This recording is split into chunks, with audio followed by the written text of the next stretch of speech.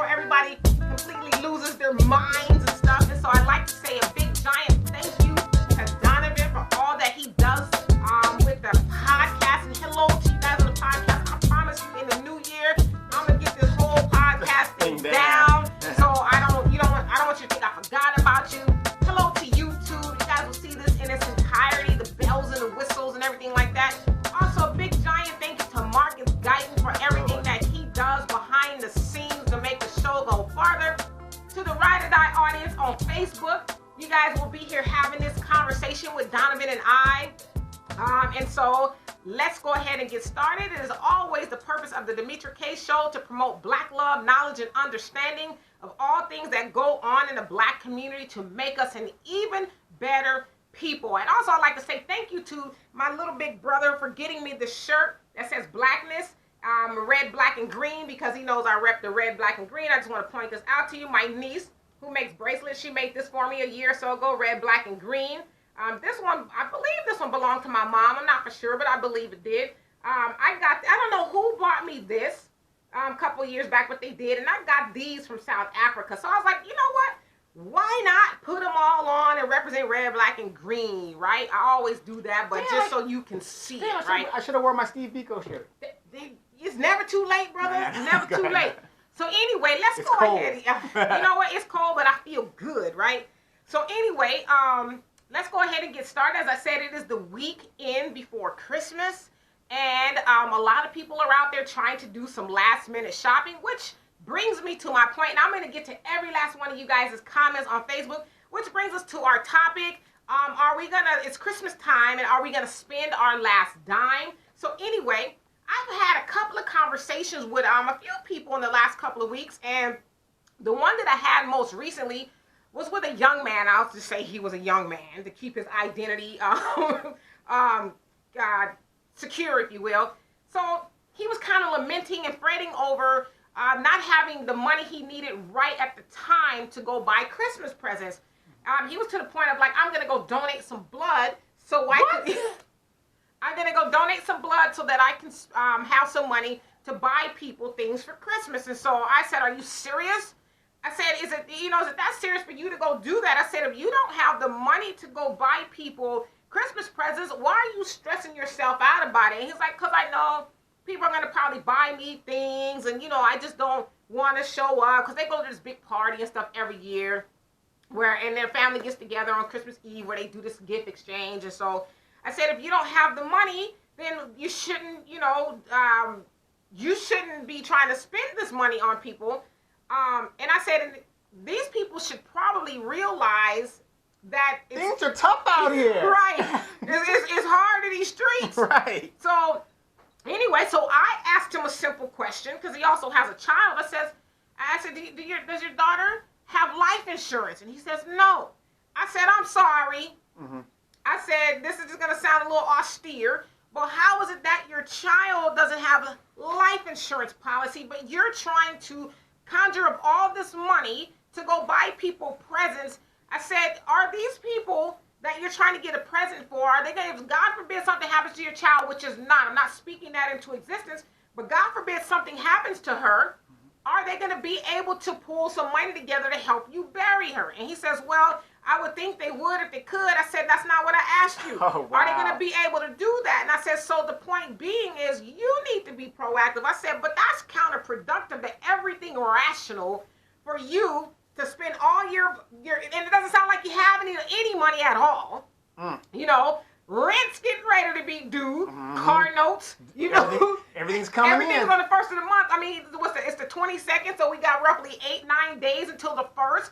And so it doesn't sound like you have any disposal, like you don't have any income. Right. But yet you're trying to conjure up money to go buy people gifts. I mean, I was like, what's going on here? And so it made me ponder. We talked about this last year at the beginning, during Christmas season. Not just Black people, but since we are catering to a Black audience, I wanted to talk about us and our spending habits. Black people disproportionately outspend every other race on everything. Disproportionately because we are only 14% roughly of the population. And they say we spend about 17% more than most other groups even though they have more disposable and more income and more money than we do, we go out there and buy what they say the cool the stuff with the cool factor, the stuff that's trending and trendy and things like that. And so although we do buy life insurance policies, just not to the tune that everyone else does. You know, it's skewed in. Well, a $10,000 policy with the cost of everything going up ain't gonna cut it. Right, and that's another thing people don't understand. And so I just wanted to have. No, we didn't do a show Friday, Cindy, because Donovan was sick, and I had a whole lot of stuff to do. Not sick. I'm just congested. I'm still congested. No, I'm not sick though. I'm just congested. So you mean to tell me you could have did the show? What, yesterday? Friday. Oh, Friday? Yeah. Oh, okay. We gonna talk after the show. Yes. So anyway, that's why we didn't do it. So I wanted to have this broad conversation about group economics and just everything, in between about it, because we in the Black community need to do better. It says that we earn about $1.3 trillion a year, and we spend about $1.2 trillion outside of our community. Now, indeed, a lot of that stuff is stuff we need, but even more of it probably is stuff we don't necessarily need. And so we give almost all of our money away to everyone else. We talk about this all the time. That is less than 12 years, or 13 years at this point. 12 years next month. That we're going to have zero wealth in the Black community. Now, we're not talking about on an individual basis, like Donovan's balling out of control, he's a millionaire and all this other stuff. But we're talking about Black people collectively. We are going to be dead broke. And so spending money, especially during Christmas time, on things we don't need is not helping that. Well, let me clarify that. When she said I'm a millionaire, it isn't like I'm $1 million in debt. No, I'm not like some of these people out here who, for some reason, they didn't take a good math class. Right. Wealth is what you have in the bank. Okay? Right. I'm not on that side. I'm on the bank side. Right. That's what I got in the bank. We sure is, because that's my friend. So anyway, so we need to figure out collectively. Now, of course, we know that it's not just what we're doing. We know there's systemic and institutional racism. There's a lot of things working against Black people. But we can't keep using that as an excuse. No, we can't, but it's a fact. Yeah, so it does exist. There's a lot of things that exist that hurts Black people, like trying to get loans and, just a whole host of things that would help us. But to your point, there are since we're cognizant of that, then there's things we can do to stop the bleeding, to help us get out of financial ruin, like even more so than we are already. Right. Before you start answering the questions real quick, did you hear about that fool in North Carolina that was picked up here in San Diego? $88,000 in. Now, okay, and the reason I'm bringing that up is, just like you said, it's hard for us to get loans and stuff. To let a Black man get anywhere close to a bank vault, much less work in the bank. And that's what this fool does. And stealing is wrong no matter how you look at it, but get off the social media. This guy, he solved the case for the FBI. It was, hello. yes. I got bricks. Yeah. I got racks. $20,000. Right. He put down on a Mercedes. See, that's what I'm saying. He couldn't get a Hyundai? Something that's inconspicuous? Right. Oh, we got to stop talk about it. Okay. Hey, King Billy, what's happening? It says power to the people, yes. Queen. Yes, power to the people. What's happening, Tay? What's happening, Jonelle? He says hello to everybody. And Tay says, sell blood for gifts. I ain't that, it ain't that deep. Tay Coulter. Okay. Yeah. I seen her, yeah. What's her name? No, this is Tay. Oh, Coulter. That's Tay Coulter. Oh, yes. I see. We got a lot of Tays, y'all. I see, yes. Yeah. So, it's not that deep. To sell blood to, it's what is it called? Like blood money? Is it blood money? Here's your gift. It's some blood money involved. You don't know what I have to do to get you this gift. And so, it's not that deep. But here's the thing, okay? We've known each other for over 30 years. Hey, Sydney, what's happening, DC? We've known each other for over 30 years. Do you really have to give me a gift and vice versa? It's the fact that we're friends and we've been friends over a amount of years and da-da-da-da. You know what I mean? I'm all for the spirit of Christmas. I'm not really into the Christian part of the Christmas thing because this is when Jesus was born. However, you know what I mean? It's like Christmas is a a man-made holiday. Right. That's where I'm at. In case people don't realize that is a man-made holiday. And I tell you guys all the time, I impress upon y'all to watch this series called The Century of the Self. It's a 4-part series that originally aired on PBS. That is on YouTube. You can watch it for free. It's about 4 hours. Watch it in your spare time. It's worth the watch. But it teaches and it tells us how we as a society became so consumeristic. It was all by design. And so here we are, Christmas. Christmas happens every year. It is not for the glorification of Jesus Christ. For those of you guys who believe in it, it's for the glorification of big corporation. Right. It is, like I told my daughter the other day, it's almost like when Thanksgiving is over, it's like this giant bell goes off and people just lose their minds. Like, what do you mean? I started seeing Christmas stuff in September. But I'm saying, it's like that like at the stock exchange, it's like, go, spend. But isn't this crazy though? How can, if we're at the bottom of the economic totem pole in this country, how can we get excited about finances we don't have to partake in this charade? And to me, it's really about educating each other. We have to do that. Like my daughter, her birthday is the day after Christmas. Christmas baby, all right. Yeah, and so I've never raised her with the ideology. Did you get both presents together? No, I never did that, although people did that to her. But even as a child, I never raised her with the expectation of Christmas is this big grand thing you have to do, and if your mom and daddy don't get you nothing, they ain't shit. Yeah. My son's born in January, so he was due around. He stayed in the oven a little longer than he wanted to. Right. But same thing with him. I mean, it was like even his birthday. It was important to us, the people who love him, and we gave him a gift. Right. But we kind of reversed it. I said, what's going to make your birthday special is how my mom did me and my brother. Right. We would do for other people. Exactly.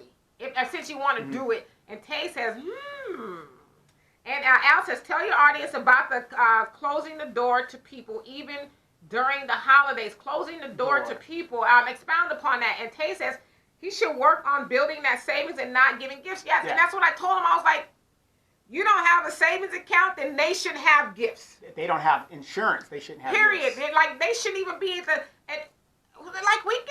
and this is whole part of the whole gearing people toward being a consumer. They make you feel guilty. If you don't buy somebody something, you're a horrible person. No, you're a horrible person if you don't have a savings and you can't, God forbid something happens to one of your loved ones, do the necessary things to make sure that their final wishes are taken care of and you're not stressed. Because I've never, to God be the glory, I've never had to bury somebody and wasn't prepared to do that, but I've seen many people do that. Have to bury a loved one and they didn't have the resources to do it, and you think you're struggling now and things are hard. Try to grieve at the same time when you're trying to scrape together money enough to not even put them in a great grand funeral, but just to put them in a box. Do you know what's sad? The government, city, municipalities and stuff, the morgues are getting so packed with people who can't afford to get the bodies out of there that they're just, throwing them out there and burning them. They cremate them after 30 days. Yeah, they're putting time limit on it. And the first thing I do when I find out somebody's loved one died and they're panicking like, oh, we need some money. The first thing I ask them, were they in the military? Well, of course they nodded because they would hopefully know. Yeah, they would hopefully know. But again, for those, I ain't joining no white man's military, whatever. I'm not saying join. But what I'm saying is, this is another example of not having resources. If you did the time, 2 years or whatever, whatever you needed to do. But they did, so that's, and that's kind of too late. And so Jonelle says, majority of our minds are enriched in the game, so we will continue to do the same. Traditions equal the same conditions, and we are enslaved to the same 365 tradition, giving credit and wealth to the rich, while going into debt with zero understanding of the origin or root of what we truly celebrate and claim, just lost in the program. And that's exactly right. We don't even know why we're doing it anymore. We're just doing it because somebody told us we need to do it. Hey, Christopher, what's happening? He says, wealth is what's in the bank and additional assets. Exactly. Absolutely. As Donovan said earlier, it's not all, like you own a house, but it's still debt if it's not paid off. You have a car. You're still paying the note. If you're still paying the note, it's debt until you pay it off. It is still a liability and not an asset. So great point. You also say we need to open our own credit union. correct. We need to do that. There's a couple of black banks out there. It sounds like they are dwindling because black people don't put money in black banks. Yeah, and it's so weird how these banks crash the economy, cause massive wealth gap, expanded the wealth gap, especially in the black communities. And yet people still bank at Chase. They still bank at Wells Fargo. They still do those things. Right. And so, there's two things to the whole banking thing. So any bank in the United States is just a fact. It's going to be regulated by the FDIC, which is by the government, which is a good thing. But if you bank at a black bank, then you have a better chance of getting, loans and stuff because it's your own people. You don't have some white supremacist banker sitting across from you, and they're fudging the numbers, and they know when they see you walk in the bank, you ain't getting the loan. But then again, you've got all kinfolk ain't kinfolk. You've got people like Aunt Maxine, whose husband was a banker, and he got caught in that banking scandal that did a lot of things, and she got censored because she helped. But she got reelected too. Exactly. That's what I'm saying. The ignorance of what we're doing. We got to start holding these people accountable. Correct. And Max, what's happening? It says just budget your money. You should be able to save some money for gifts. Yes, that is true. What budget? What? There's a lot of things called Christmas clubs and all of that. No, forget all that because Christmas. But you know what? I'm glad you brought up Christmas clubs. Do you guys know you get a higher interest rate by putting your money in a Christmas account versus that savings account at the bank? Right, because they know it's going to be short term. Right. Yeah. So, but speaking of which, what's that thing that my father-in-law always says? You beg for what. Buy what you want and beg for what you need, and that's what us predominantly, not all of us, but predominantly in the black community, we buy what we want and beg for what we need. What we want is the material things, the things that make us look good. As I always say, a lot of times in our community, we are material rich and cash poor. We have things, but we don't have the money. God forbid something happens. Right. I have 3 children. I'm a single mother. I've got 2 baby daddies. I'm just hypothetical.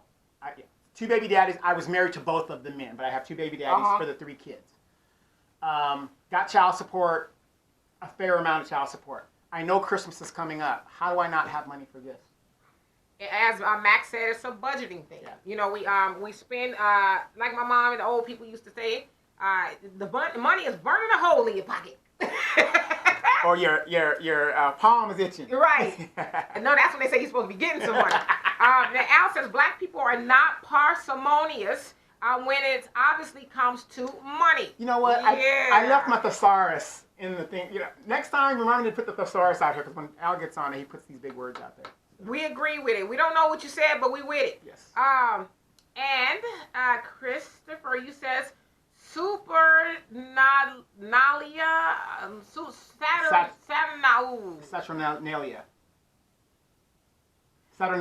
What he said. Hey, Ricky, what's happening?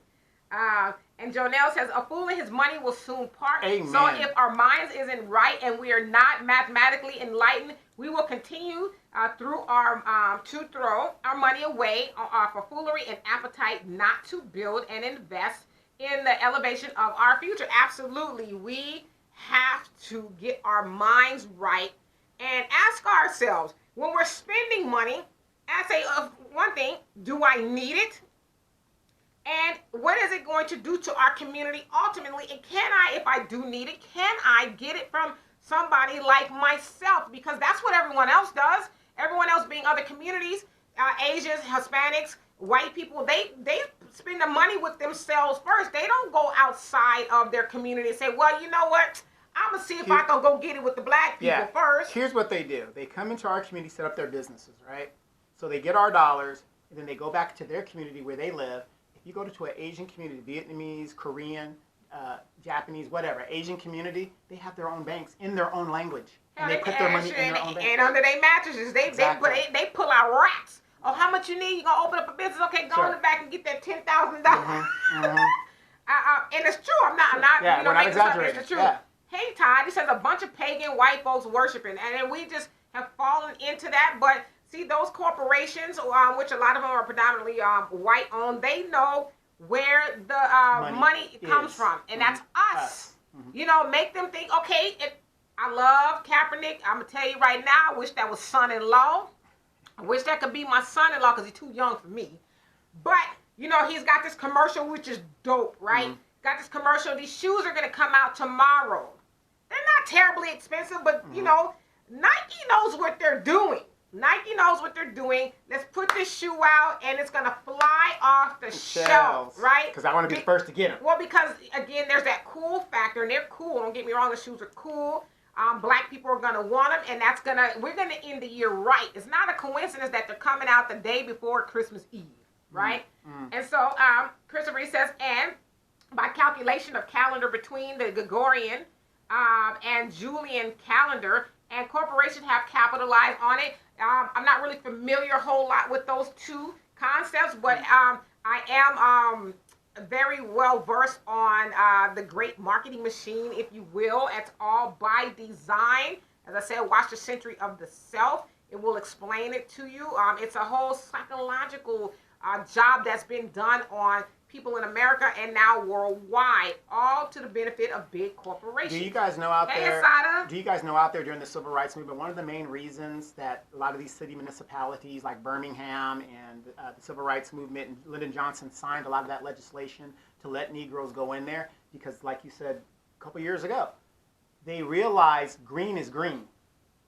Even if it's coming from black hands. Even from black hands, and that's exactly one of the main reasons why they started changing their absolutely. policies. And there's also a video on YouTube called "How to Sell to the Negro Market," where this came out in like '59 or something like that, 1959, where they're like, "Hey, you know what? I know we've been kind of hating on black people, but they've got a lot of money, and we need to figure out a way to get it." And it's been working ever since. And we just have to figure out a way to break that, right? Right. I mean, their racism goes as far as their wallet. Okay? And Tay says, I brought my kids a lot of stock in 2 different companies. Merry Christmas. I'm giving the best gift in the long run. Absolutely. I mean, give them a gift that's going to keep on giving. Okay. Well, those of you guys that are listening out there and you're in traffic, get ready to go travel, whatever you're doing, Shantae is balling, okay? I happen to know, I went to a dealership, and she went and got her a Tesla. It's going to be delivered tomorrow evening. That's the Christmas present? Yes, a Tesla. I ain't mad at you. Hey, if you got it, you got it. Right. You know? And Christopher says, I grew up on Kwanzaa. We made gifts together as a family. Right. I mean. But notice how they've commercialized Kwanzaa now. Yeah, Kwanzaa is commercialized. I mean, they're like, we're going to get their money regardless. Something. We're going to get I mean, look, if you were Jewish, they're going to get that money too. They're going to get the Jewish money too. Okay. And Donnie says, powerful. Yes, indeed. And Christopher, he says, yep, insurance is okay, but I believe in prepaying for final arrangements. Well, don't let me forget that about the final arrangements, because I want to talk about that. I'm already kind of get some of these comments down. And Jonelle says, desire fuels the will, and whom controls you via your desire regulates your pockets. The root of why we as black people spend, how we spend, is due to a lack of knowledge. So we must, as a majority, consume for the sake of ignorance and vanity, because that's where our minds and value systems are. Absolutely. It's, as I said, it's the cool factor. We like things that are have the cool factor, and corporations know that. Black people also give products and services the cool factor, because, I mean, let's take something like the infamous chicken sandwich. You know, it wasn't cool until black people, black Twitter, if you will, tweeted about it, and people lost their minds, you know. So we put the cool factor on a chicken sandwich. So corporations know that. Give it to black people, and they're going to make it hot. That's your test bed. Yep. Exactly. What's happening, Commissioner Baker? It says, Merry Christmas to you. Yes, Same to Merry you. Christmas. And Al says, I gave a family member a big gift wrapped very nicely. Once they opened the present, it was nothing inside. It's the thought that counts. F family. Oh, my God. Al is on one, you guys. So Christopher says, I prepaid for my final arrangement at the age of 27. Okay, so before I get into that, can you explain to how you prepaid for that? Because, I mean, it's possible, but I want to see how you did that. Right, and I have a question, too, because a lot of that prepaid stuff, what if they decided to develop where you're supposed to be buried and stuff into a development? Now what do you do? Or that company that you prepaid to goes out of business. What do you do then? Well, that's why I want to ask him exactly how, what does it mean that you prepaid? For your final arrangements. And Al says, we discussed my new theory with people with the closing the door method. I still don't understand what that means. He says, I was at the bank and this old lady asked me to help check her balance, so I pushed her ass down. And Shanita, what's happening? He says, it's all for profit. I'm getting like my grandfather. I'm putting my money under my mattress. Yep, I believe it. I believe it. Hey, and I thought you said that your mom doesn't come on your page no more because the government. Right. I mean, wow. No. About her mom, she protects her baby. As she should. Yeah, she protects her baby. As she but should. See, that ain't her baby. Because her mother's a red bone. Can't be her baby. You also say. But for real, though, I tell my cousins this all the time. I see many buy an expensive car and don't have a house. Yeah, I mean, you park it in an apartment under, not even the garage, but it's what do you call that thing? Awning. Awning. Mm-hmm. You know, that you got to put the car cover over it. And every time you hear something outside, you're looking out the window. Look. And then you're so tired, you don't even put the car awning on top of the car because you're so tired from being in traffic all day. And you got to park it way away from somebody because you don't want nobody to scratch your car. It's Which like, doesn't make sense to me. If you're in an apartment, why would you need a Mercedes? Or get them kids away from my car. Yeah. So, and then you hear the horror stories like the car's been scratched. Right. Exactly. And Christopher says, we created mathematics and they have taken that sacred knowledge to monetize a national economy. I mean, look at the formula used to determine our GDP. If we take back our knowledge, we can start winning. Absolutely. But again, as my mom would say, we get caught up by the glitter. She says all that glitter is not gold. Mm-hmm. But we don't figure that out until, we get it and like, damn. Do you guys realize that I can't pay my light bill? Do you guys realize that almost half of our GDP goes to the defense industry now? So if we would take half of that half, we can pay for schools. Which is what candidate talks about that, but they don't listen. Right. Andrew Yang, he talks about that. Decreasing the military spending. Right. I mean, yeah, we're in a 20-year war, but we're not at a major war. So why does the defense budget keep going up and up and up? It's mostly for R&D. For those that don't know what that is, that's research and development. So we're paying these corporations, Boeing and Lockheed, because there's only two of them, major, billions and trillions of dollars for stuff that might not even work. Right. And it takes them years to develop. Right. And that's where your money's going. Do you know the average military person salary is $19,000 a year? That's it? That's the average. So where's this money going? Think about it. Ricky, he says Christmas, Thanksgiving, Halloween, all that shit needs to go. I'm with you. Well, put it like this. I'm going to have to disagree with him. I don't think it needs to go. It needs to go for us. Right. You know what I mean? Let's get rid of the foolishness for us. It's just all the way to get your money. And again, if you guys, I forgot to tell you, if you are watching in a watch party, come on this side so I can see your comments. Hey, Kai. She says, hey, cousin Don. Hey, D. Yep. Girl, love your hair. Yeah. Thank you. My aunt, that's my aunt that passed recently. She's like my second mom. Mm-hmm. So we grew up like brothers and sisters. So. Cool. She's right behind me. My brother's the oldest. I'm number 2. She's number 3. I bet you are number 2. And Jonelle says, Eddie Murphy just said in an interview he was blowing some of his money being Elvis collector. And one day as he was older, he looked up at all this stuff and was like, what is this crap? Mm-hmm. Get this crap out of here, which only bears witness to how we just waste money on things that we want, even desire in the future, or will mean nothing to us in a few moments of time. Yes, material things do what? They depreciate. Now, it depends now. We ain't talking about your comic books. Right, that's what I'm saying. How many of us knew that like when I was coming up, I think when I first started collecting comic books, 30 cents, which was a lot of money. You ask your parents, they ready to whip your ass. You got to do some chores for that. You know what I mean? It's like they ain't going to give you no 30 cents just for nothing. So you give a kid 30 cents, now they're like, what the hell is that? But I have comic books that are worth, I had to take them off the wall because Dee and her... My daughter's sitting in the living room, I'm just sending her a text. Exactly. So I put them in the safe, whatever they'll be. But who knew certain things would have such a value over a long period of time? Right. And Al says, 'twas the night before Xmas and all through the house, not a creature was stirring. Not a creature was stirring, not even a rat. A rat, not a mouse, because the house was in the ghetto. There's something wrong with Al, I swear, for God and 12 disciples. And Shamita says, everything is commercialized. Yeah. Yes, everything. Everything.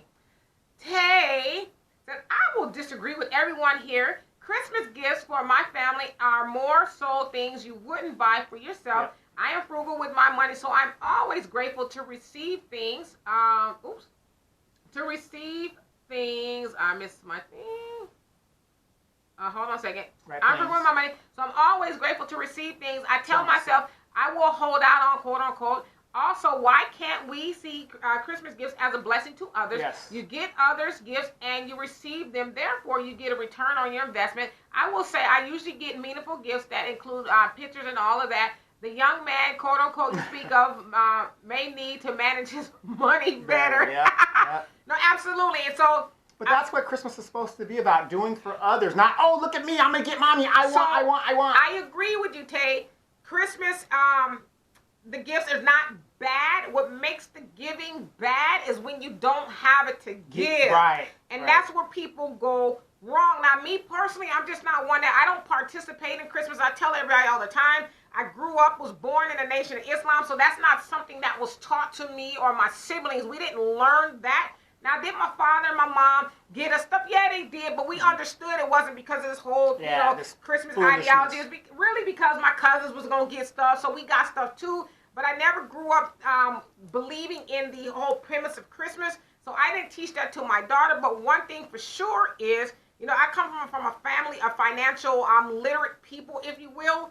So I never believed in giving something you don't have to give. Right. If it's going to cost me, that's like me going. Financial burden. Yes, it's like me going, because my ultimate car, one of them is a G-Wagon. I want a G-Wagon. Now, I could go to Mercedes and get me a G-Wagon, but I don't want to be having to go on the stroll to pay for the shit. Or calling me to co-sign. Yeah, I don't want to have to stress getting it. So if that G-Wagon at this point in my life is going to cause me some stress, then I don't need it. Well, a good example, I could have gotten good point. Yeah, I could have gotten a Mercedes when I started getting a car. Mm-hmm. I was with a friend at a dealership. He was looking for a car. And I saw this car. I told the guy whatever the deal is. And I said, oh, it's a four-banger with a turbo on it? Da-da-da. It was a good deal. But you have a car, but you haven't bought a car in, 20-something 20 years? Yeah, 20 years. And I'm still driving the older car than I'm doing the newer car. We looking at the new car right now. It's got a cover on, probably ain't moved in eons. No, I drive it at least once a week. To the base and back, and keep it. You got to do that as a mechanic. Old lady from Pasadena style. Right. It's a 2017. It has 8,500 miles on it. In California, that's unheard of. Right. And Al says, I will be glad when Christmas is over, because that Salvation Army bell ringer outside of Walmart is effing irritating. And Tay says, also budgeting Christmas gifts can really mean spending $5 to $10 on someone. It was true. But it said that the average American that participates in Christmas shopping spends about $1,050, about $1,000 or so on spending for others. And so that's nice if you have it. Yeah. But it's not nice if you don't have it and you're trying to figure out how to get it. My tax is going to come in February. I'm going to file early. Ain't that how we do? I don't do that. Yeah, but a lot of us do that. I mean, to me, people, if you're listening, especially you single parents out there, and I say parents because you could be a male or a female, you single parents out there, it is not worth the financial burden of messing up your credit because you want to give your kids a good Christmas, one good Christmas, because that credit is way more valuable. Your credit is way more valuable. If you want to give your children something, I say this all the time, give them what? The gift of knowledge. Gift of knowledge. Give them the gift of knowledge, whether it's something wisdom you're imparting upon them or getting them a book. But, get them something they can actually use, right? Hey, Sharon, you say Nikes and Adidas, Gatorade puts currency back in black communities. Yeah, they do, but not to the tune of the money they're making from black communities. So to your point, which is a good point, like the shoes, the campaign that Colin Kaepernick is involved in with Nike, they do give a percentage of that back, and he does too, of his earnings to social causes and things like that. So it's not all bad, but look at them so I don't think we really understand that as a community, black people. Our wealth is about $15,000 per household on average. Now I'm saying everybody net worth in comparison to 170 of white households, and so it doesn't sound like we should be giving our money away to those corporations, because it doesn't sound like overall we have that money. Now, individually, yes, a lot of black people have it individually, but as a collective, we don't have the money to give to those people. And so unless Nike and Adidas are giving a big amount to actually help build up black communities by way of businesses, which and they're not. you know, in programs and education, stuff like that, then it's just it's symbolism, if you will, just to say we did it. That whole corporate social responsibility, if you will. And Al says, you don't remember what I said I'm going to start doing to people by closing the door. Damn, Al, I'm almost 50 years old, okay? And like people tell me a lot of stuff. You're going to have to, can you just tell us? And Sharita says, and most young military members receive food stamps, which is sad. Very, very that sad. is very sad. You know, a lot of people don't know that. They think, oh, in your military, you're making good money. Well, yeah, if I'm living in the dorms, I've got a meal card and stuff. Yeah, you know, you remember the day. She can tell you. I thought you almost said you remember the D. I was like, what? The day. The day. Yeah. You don't have to expound on the day. Well, you know, when you're young, you're 19, that's all you need, a space and things like that. Right. But if you have a family and you're, you know, your rank, so, you know, and Shamita's a military retiree, so she remembers those days where, you know, you're just living in the dorms and that's all you need. But the average military person out overall, if you take all the military, the average is $19,000. That's sad. And Jonelle says, majority of masses of black people are not students of mathematics. And to quote the Honorable Elijah Muhammad, those who do not know mathematics will always be subjected to those who, know mathematics. And the slavery program not to face reality, more or less know mathematics. And that's the point, I think, with us, is that we won't get the knowledge. And if somebody's giving us the knowledge, we refute the knowledge because we are too busy trying to hold on to, and I said this to myself earlier, sometimes no one defends white supremacy like black people. Absolutely. But I think a lot of times we don't know we're defending white supremacy because we hold on to these talking points, whether it's defending Christianity, which I don't want to get into that argument, whether it's defending the Democrat Party. You know, it's just like if somebody says something different outside of what we know, then it's this big old you this and you that and you know, it's just like, gosh, just get some information.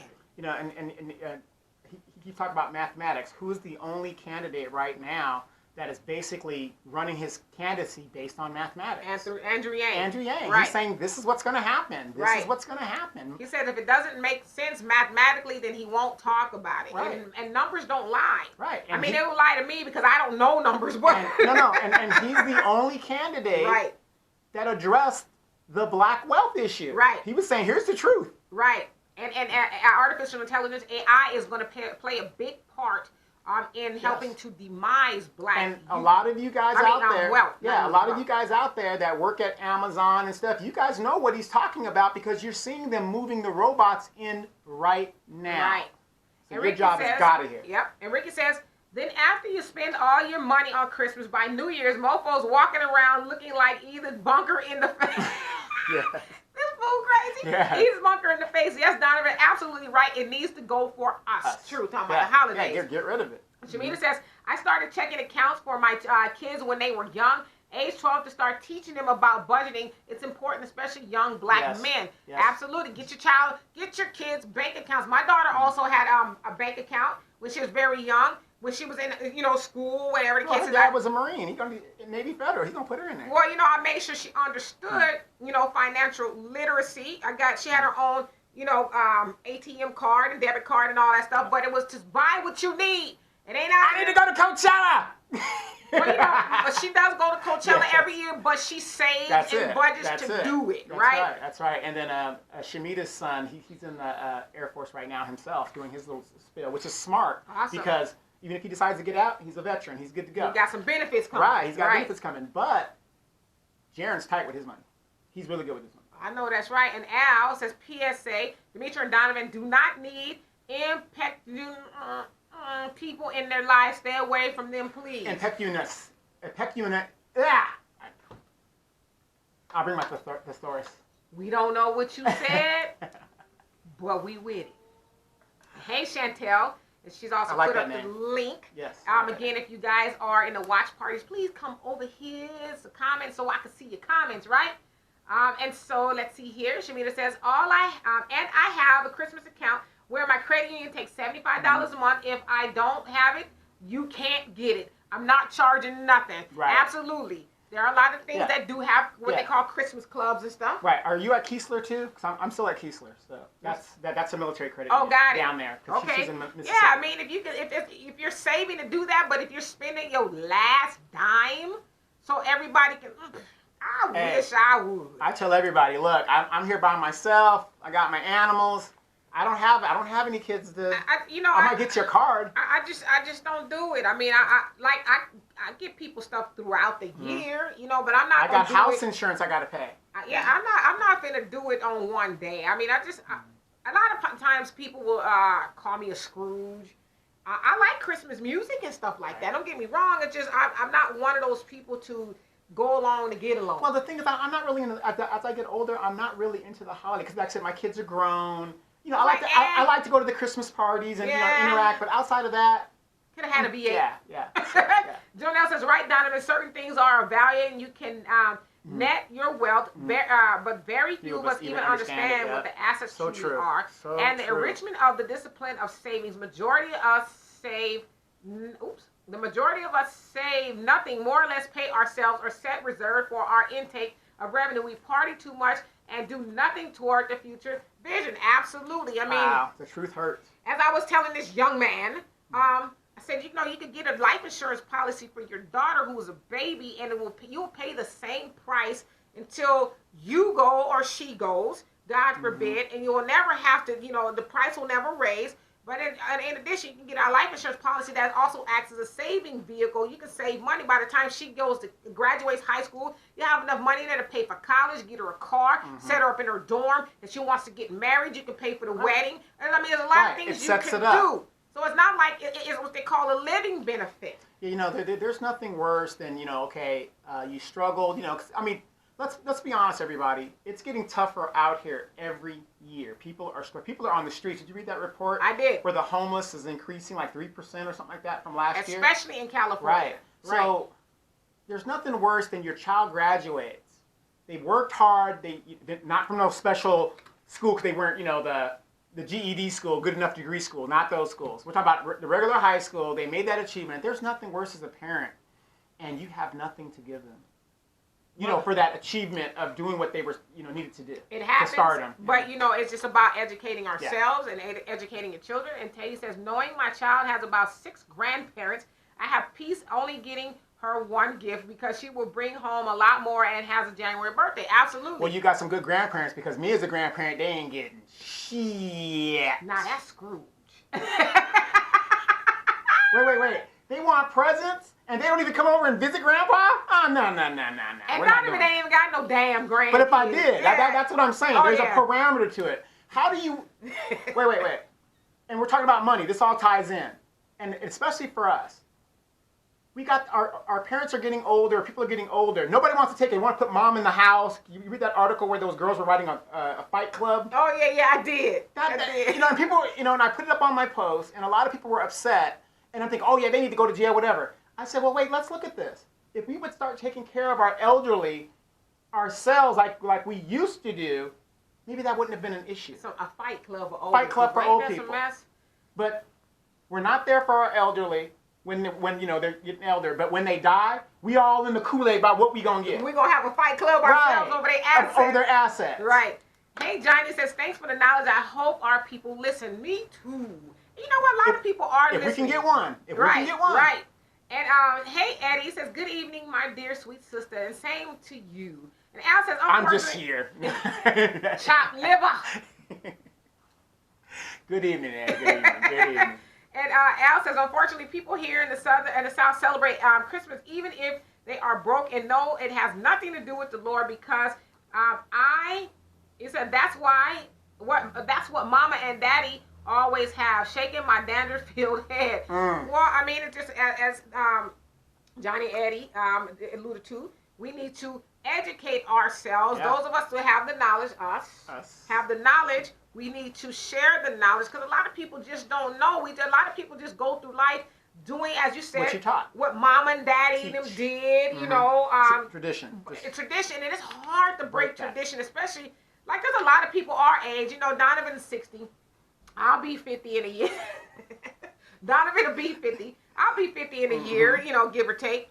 There's a lot of people our age who just never heard of these things, you know? Right. And so imagine going almost 50 years on the planet believing one thing, and then somebody, you know, tells you something different. It causes a schism, right? But we just got to keep talking. Mm-hmm. And so Jonelle says, our various allowances are regulated like a faucet to go to anybody else besides us with a cup to get wealthy. They may give us a drip in return that they will blindly drip back. Yeah, I mean, and like you said, and I think I'm speaking to the point of the Adidas and the Nike corporations.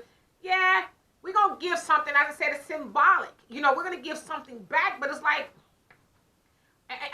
is the amount you're giving actually making a difference, or are you doing it so nobody can really hold your feet to the fire saying, well, damn, you're making all this money? It said when Kaepernick, I guess when he first, was something he sold tennis shoes or something the first time around, Nike saw, what, a $3 billion profit earning in a week or so? That's about it. Where do you think that money came from? It sure didn't come from a lot of white people. It didn't come from the white folks. They ain't feeling Kaepernick like that. You know, in fact, they was talking about burning the damn shoe and stuff, you know. So, and Al says, do you at least remember what we saw in Winco on what that black lady, woman spent? So, yeah. Yeah. So, Al and I, last week or so, went to Winco, and I don't like to shame people because, you know, this is not about shaming people. I didn't say anything to her. But it was a black lady. She was there, I guess, with her daughter and a friend or something. They had a basket full of absolute nonsense. And again, I wasn't in her business, but, you know, she used an EBT card. And I thought, like, there wasn't a grape or a tomato in this basket. And I thought, what a shame. You know, because, and I know that she's probably shopping like that because she just doesn't know better. And nobody's really, you know, pulling her aside and saying, hey, you know, in the long run, that's going to catch up to you, you know. And so I just thought it was unfortunate. I don't know if it was my place to do it, so I didn't. Not my business type of thing. Y'all sisters need to get these sisters together. I'm trying, brother. All right, I'm trying. all right. And Shamita says, I use Kessler and USAA. Oh, Keesler, okay. Keesler. USA. Yeah, I have both too. I have USA credit card there, so yeah. And Geico too. And Christopher said, I love them. So I guess he's agreeing with Shamita about the banks. And Al says, this dope and dynamic sister from Moreno Valley once said, the best Christmas gift people get every day is 2 gifts, and that's to open your eyes. You said from Moreno Valley, so what, Tay? He's talking about me. Oh, she's from Riverside. Yeah, River Tucky, woo woo. Yeah, I mean, it is the best gift to open your eyes. Yes. You know, I mean, how many of us actually, when you wake up, say thank you, Lord? You know. Well, since we're talking, and you know, Al being the executive producer, got these 2 daughters. I know you're gonna be broke.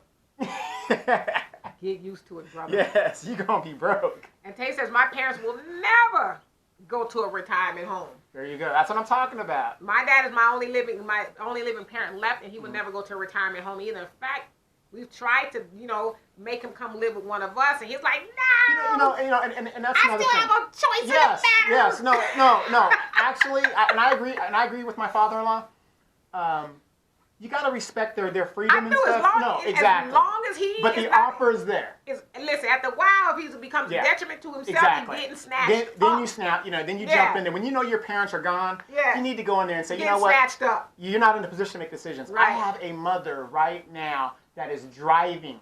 My mother is 70 years old, and she's probably listening right now as she's driving on the podcast. Yes. With her dog and a cat in her little SUV. Hold on. Where's she driving from? Louisiana. His mom is 70 years old, is driving from Louisiana by herself.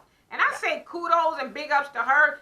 That, to me, is like goals. I want to be 70, and she's not driving no little bitty car either. She's driving a big SUV. Right. You know? And I know a lot of people out there saying, well, you know, why don't you just fly her?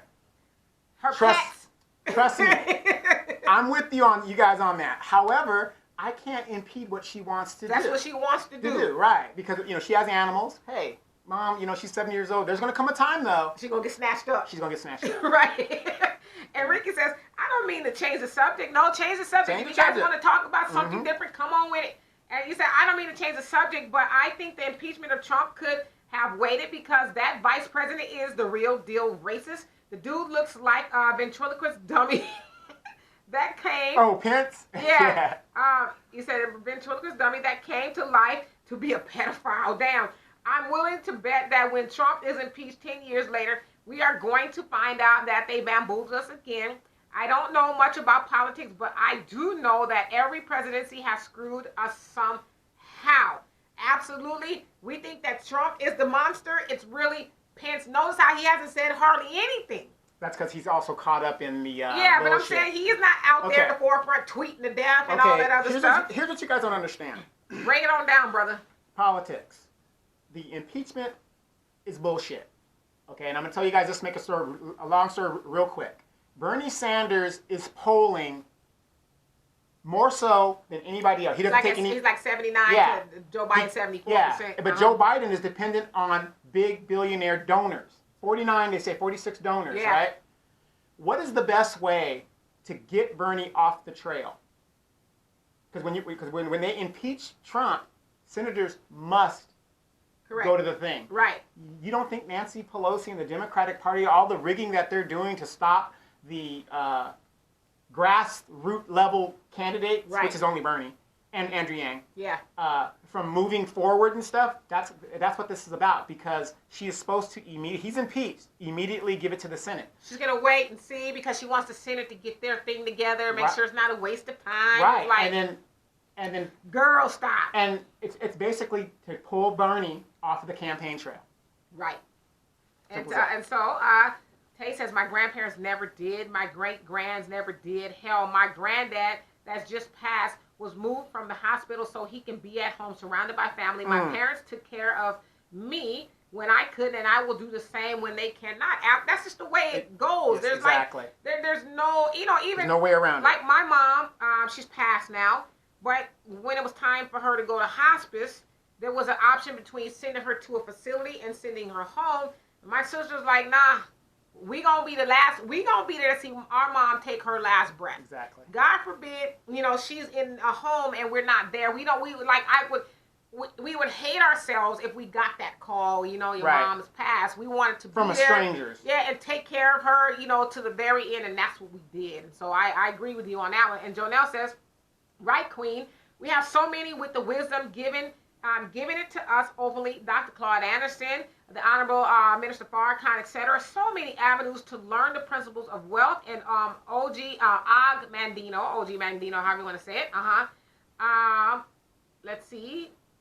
And my dad loves Og Mandino, by the way. And the greatest salesman in the world. Various books, YouTube videos. Check out the creative mind on YouTube. Those rich elites bank on the ignorance of the masses and commercialization. So it's ho, ho, ho, because the ho don't know the truth of the pimp. I'm going to borrow that. Of the pimp and what the pimp know. We teach our children 100% lies for Satan's cause, Santa Claus. Either way, the white man taking credit and everything for our hard labor and love for our children. They're going to thank the white man for what you do. Now that's pimping in Jesus' name. Absolutely. That's another thing I never learned as a child was the ideology of Santa Claus. I never taught my daughter that. In fact, I've had a lot of relatives tell me to make sure I tell my daughter not to tell their kids that Santa Claus don't exist. Because they knew. I've always been this way. They're like, can you please tell, Deanna not to tell her cousins or, the kids that Santa Claus doesn't exist because they still believe in Santa Claus. And I'm like, yeah, okay. Because Deanna would have been like, hey, that's a lie. Right. My brother didn't believe in it, though. He was like, he told his kids, I think this is when they find out Santa Claus doesn't exist. He said, if you see a fat white man come down the chimney, shoot his ass. I was like, okay, I think that's when they stopped believing. But also to your point about all the information and knowledge is out there, my brother also says that YouTube is like college. It's the new university. You can go in there and learn everything from YouTube. We are in an information technological age, if you will, where there's nothing out. You should never say I don't know longer than or past being able to Google something or whatever. Just like there's no excuse, right? And so Jonelle also says, remember the man burned up his truck accidentally trying to burn up a Cap jersey and shoes. Yeah, that was hilarious. Like you dumbass. And Johnny says, sister, are you related to the honorable minister? Not that I know of, no. I'm related to him. I wish I was, but I'm not. My dad actually has been in the Nation of Islam since he was. If you were, in case the bullets start flying. My dad has been in the Nation of Islam since he was 19. He is 75, going on 76 in March. So he's been in there all of his life. I was born into the nation along with my sister and my brother. So that's why I speak a lot about it. And my dad is still in the Nation of Islam. So still doing it. Yeah, and then Al says, talking of the elderly, Donovan on Veterans Day at the restaurant, the workers were extremely nice to the old folks, and the vets even tipped. It's a damn shame that old people who are on a fixed income can tip, and these F-tard people today won't. It's and that's a good point, but it goes back to greed. Greed is good. I'm gonna give you guys a good example. I was with my nephew, and we were going to Target, and I saw like 8 cents on the ground. I went to go pick it up. And how many old ladies did you hit in the head to get the money, Donovan? As many as I needed to. Miser. Yes, as many as I needed to. But the thing is, he looked at me like, he goes, well, that's on the ground. It's money. Free money. I'm gonna say these cents gonna add up. Right. Right. And I have a little jar. And I go too. Yep. But that's how we're, yeah, it's money. Pennies. It's a nickel and 3 pennies. pennies. It ain't the kind that folds. Right. But it will be. And I didn't have to work for it. Right. I'm with you. Made 8 cents in 2 seconds. 2 seconds. You go ahead. Knocking 2 or 3 ladies down. And Christopher says, no need to thank anyone but myself. I am a God. No, absolutely, we are a God, but I also am just one of those people that believe in a higher power. And so I'm not saying which God. I'm saying I say thank God because I know there's a lot of people who didn't have the opportunity to wake up for whatever reason. I thank God that I'm still fairly healthy and I can do. I mean, it's just something I do because I like to wake up being grateful. For things that people take for granted. When I wake up, I step on 2 feet that work. Right. So I'm grateful for those things. See, and the good thing is, long after you're gone, this video and all your teachings and your sayings will be here long after you're gone. I don't know if that's a good thing. I'm just playing, but no, I get the concept. We are definitely all gods. We need to stop downplaying who we are. As the late, great Reverend Ike, not Ike Turner. Sorry. Reverend Ike says, how is it that you guys believe in a God in the sky and you don't believe in yourself? Mm-hmm. We are taught that there's this entity somewhere in the sky. The force. Whoever, the force, that's doing all these great things, but we rob ourselves of credit and ability. So yeah, we are most definitely God. So I agree with you on that point. And Tay says, Donovan's mom is an incredible woman. Yes, absolutely. And I'm going to tell you why she's incredible. Did her time in the military. On the drive, she can stop at some bases, rest, be in a nice secure area, let her animals out, do what she's got to do. And when she gets here, I'm gonna tell her that Donovan needs a tighten up. He needs a whooping. You need your annual tighten up. Trust me, I will be doing the annual thrift look. She talked about, okay, last time I was there, we went to San Bernardino. Now this time we need to hit the thrift stores in Redlands. My mom has a thing, and you know the one on Magnolia, the thrift store, like downtown on Central. It's on Central. Yeah, I know what you're talking about. Is that Magnolia? I think that's Magnolia. Yeah. But the thrift store area over there? Yeah, I know what you're talking about. We did that one there. That was my mom's hangout spot right there. There's a lot of them over there, too. Yeah. And she says, I absolutely adore her. And she also says, Trump ain't going nowhere, so Pence is a non-factor. Yeah, Trump will be back for 4 years, unfortunately. And Joan Elsa says, a true Wonder Woman, Donovan, a true blessing. All praise to Allah. And she don't take no shit either. Okay. And Al says, my mom adopted a cat when I was a kid and asked me to kiss her. The cat. Al says my grandfather was a man, Donovan. When my grandfather was a man, Donovan. When my sister and I were kids, he told my mom to save her money and would buy our gifts just so mom could put her money towards how she wanted. Absolutely. Yep. And so Jonelle says, how can we be about? How can we be? There you go. You feel the man. What? Now I know why you're around. Yes. I know why you fill in the blanks. Okay, so how can we be about so many damn lies and claim God is the truth or claim God, period, whose word is bond? Majority of us think God is going to teach us Santa Claus and we wonder why our economy, our economy is in great debt from the top to the bottom, is a lie and a liar. Bless. We must get back to reality and embody the truth 360 instead of lies. And we are 400 years lost in white lies. Absolutely. And we just keep telling the lies over and over and over. And we keep eventually teaching it, people repeating believe it. Yeah, People it's believe like, it. stop teaching your children the bull caca. No, what's really crazy? When I hear black people say, the economy's never been better. I don't know where you're living, okay? When I look around in my city and I go to other cities and I see homeless people and all this other stuff, and I see people work 3 part-time jobs, and then you look at the job index, black people are significantly out of it. How can you even say that, knowing what you see? Right. And Jonelle says, thanks, Donovan. I was trying to edit that post. I'm slow. I'm really slow. Yeah, so I don't see any more comments. So I'm going to get back to yes, prepay insurance. So Christopher, I think it was Christopher, said he has prepaid insurance, or his, not insurance, but his final arrangements, if you will, were already taken care of. And so I just want to speak to that. Okay. So I used to sell insurance. I don't have the ability to sell anymore. So I like to make that disclaimer, because a lot of times when you're talking about it, especially our people, you're just trying to sell somebody something. No, I don't have the ability. I don't have a license anymore to sell you insurance, but I do like to educate people on it. So I would sit down with a lot of us, okay? A lot of black people, and I would hear that and say, well, my burials are, and I'm not saying this about you, Christopher, because I don't know exactly what you have, but my burial's already taken care of. I've already prepaid it. And so what they don't tell, and that's actually a form of racism. I don't know if anybody knows that, but back in the day, like out of slavery, a couple years out of slavery, these salespeople will go around to the doors and sell black people burial insurance, but not life insurance. What's the difference between burial and life insurance? Nothing.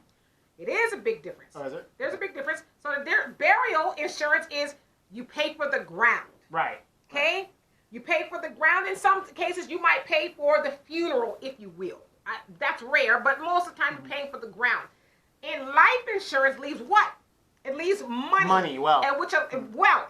So it allows you to leave a legacy for your loved ones that are left behind. And the majority of white wealth is based on insurance. Correct. And so back in the day when we as black people would get sold burial insurance, it was with the intention of not allowing these Negroes to accumulate wealth. But because there's still money there, we want to make money from them and sell them a hole in the ground, right? But so once I die, after I paid for my final expense, if you will, there's nothing left. So there's no wealth to leave my children. Let's say I'm a young woman and I die and my children are small. Guess what my kids don't get to do? My kids don't get to go to college as if I was still alive. They don't get to stay in the house. They might have to go to the system or go live a life less than, because I didn't have enough money to not only bury myself, but to leave them a fighting chance in the world. So that actually, the burial insurance came out of racism. Right. And let me finish this one point. So a lot of times too, when we get sold burial insurance, we don't know that you actually still have to pay to open up the ground.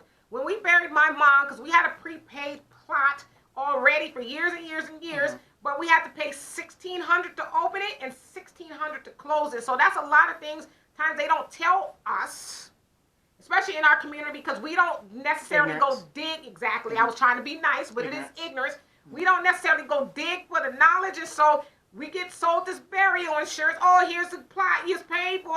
Okay, well, cool. Well, I don't need, because I've heard people say that to me. I don't need no life insurance because I got a burial plot, blah, blah, blah, blah, blah, blah. Great. That's nice, but did you know you have to pay to open and close it? Well, that's not what they told me. Well, this is what we're telling you. Die and find out. Right. So you mean to tell me for 25 years I've been paying for this hole on the ground, and that's it? Yeah. Okay. Just wanted to clarify. So, and I know that probably dampens a lot of people's parade, if you will, but I just got to be honest with people. It is far more effective to get a life insurance policy. It'll take care of all of that. It'll take care of that. It'll take care of your final expenses. As Donovan said, $10,000 nowadays, that doesn't scratch the surface for a funeral. And I'm speaking from experience because I used to sell life insurance, and I buried my mama 3 years ago. And I would tell you guys, every time we had to move her body was $350. $50. Every time we had to move her body from the house to the morgue, from the morgue to the church, from the church to the cemetery, it was $350 every time we moved the body. Yeah. So that adds up. And if you don't want to throw your mom in a wooden box, Right. you know, Cardboard box. yeah, you want to, put her away nicely, as they say.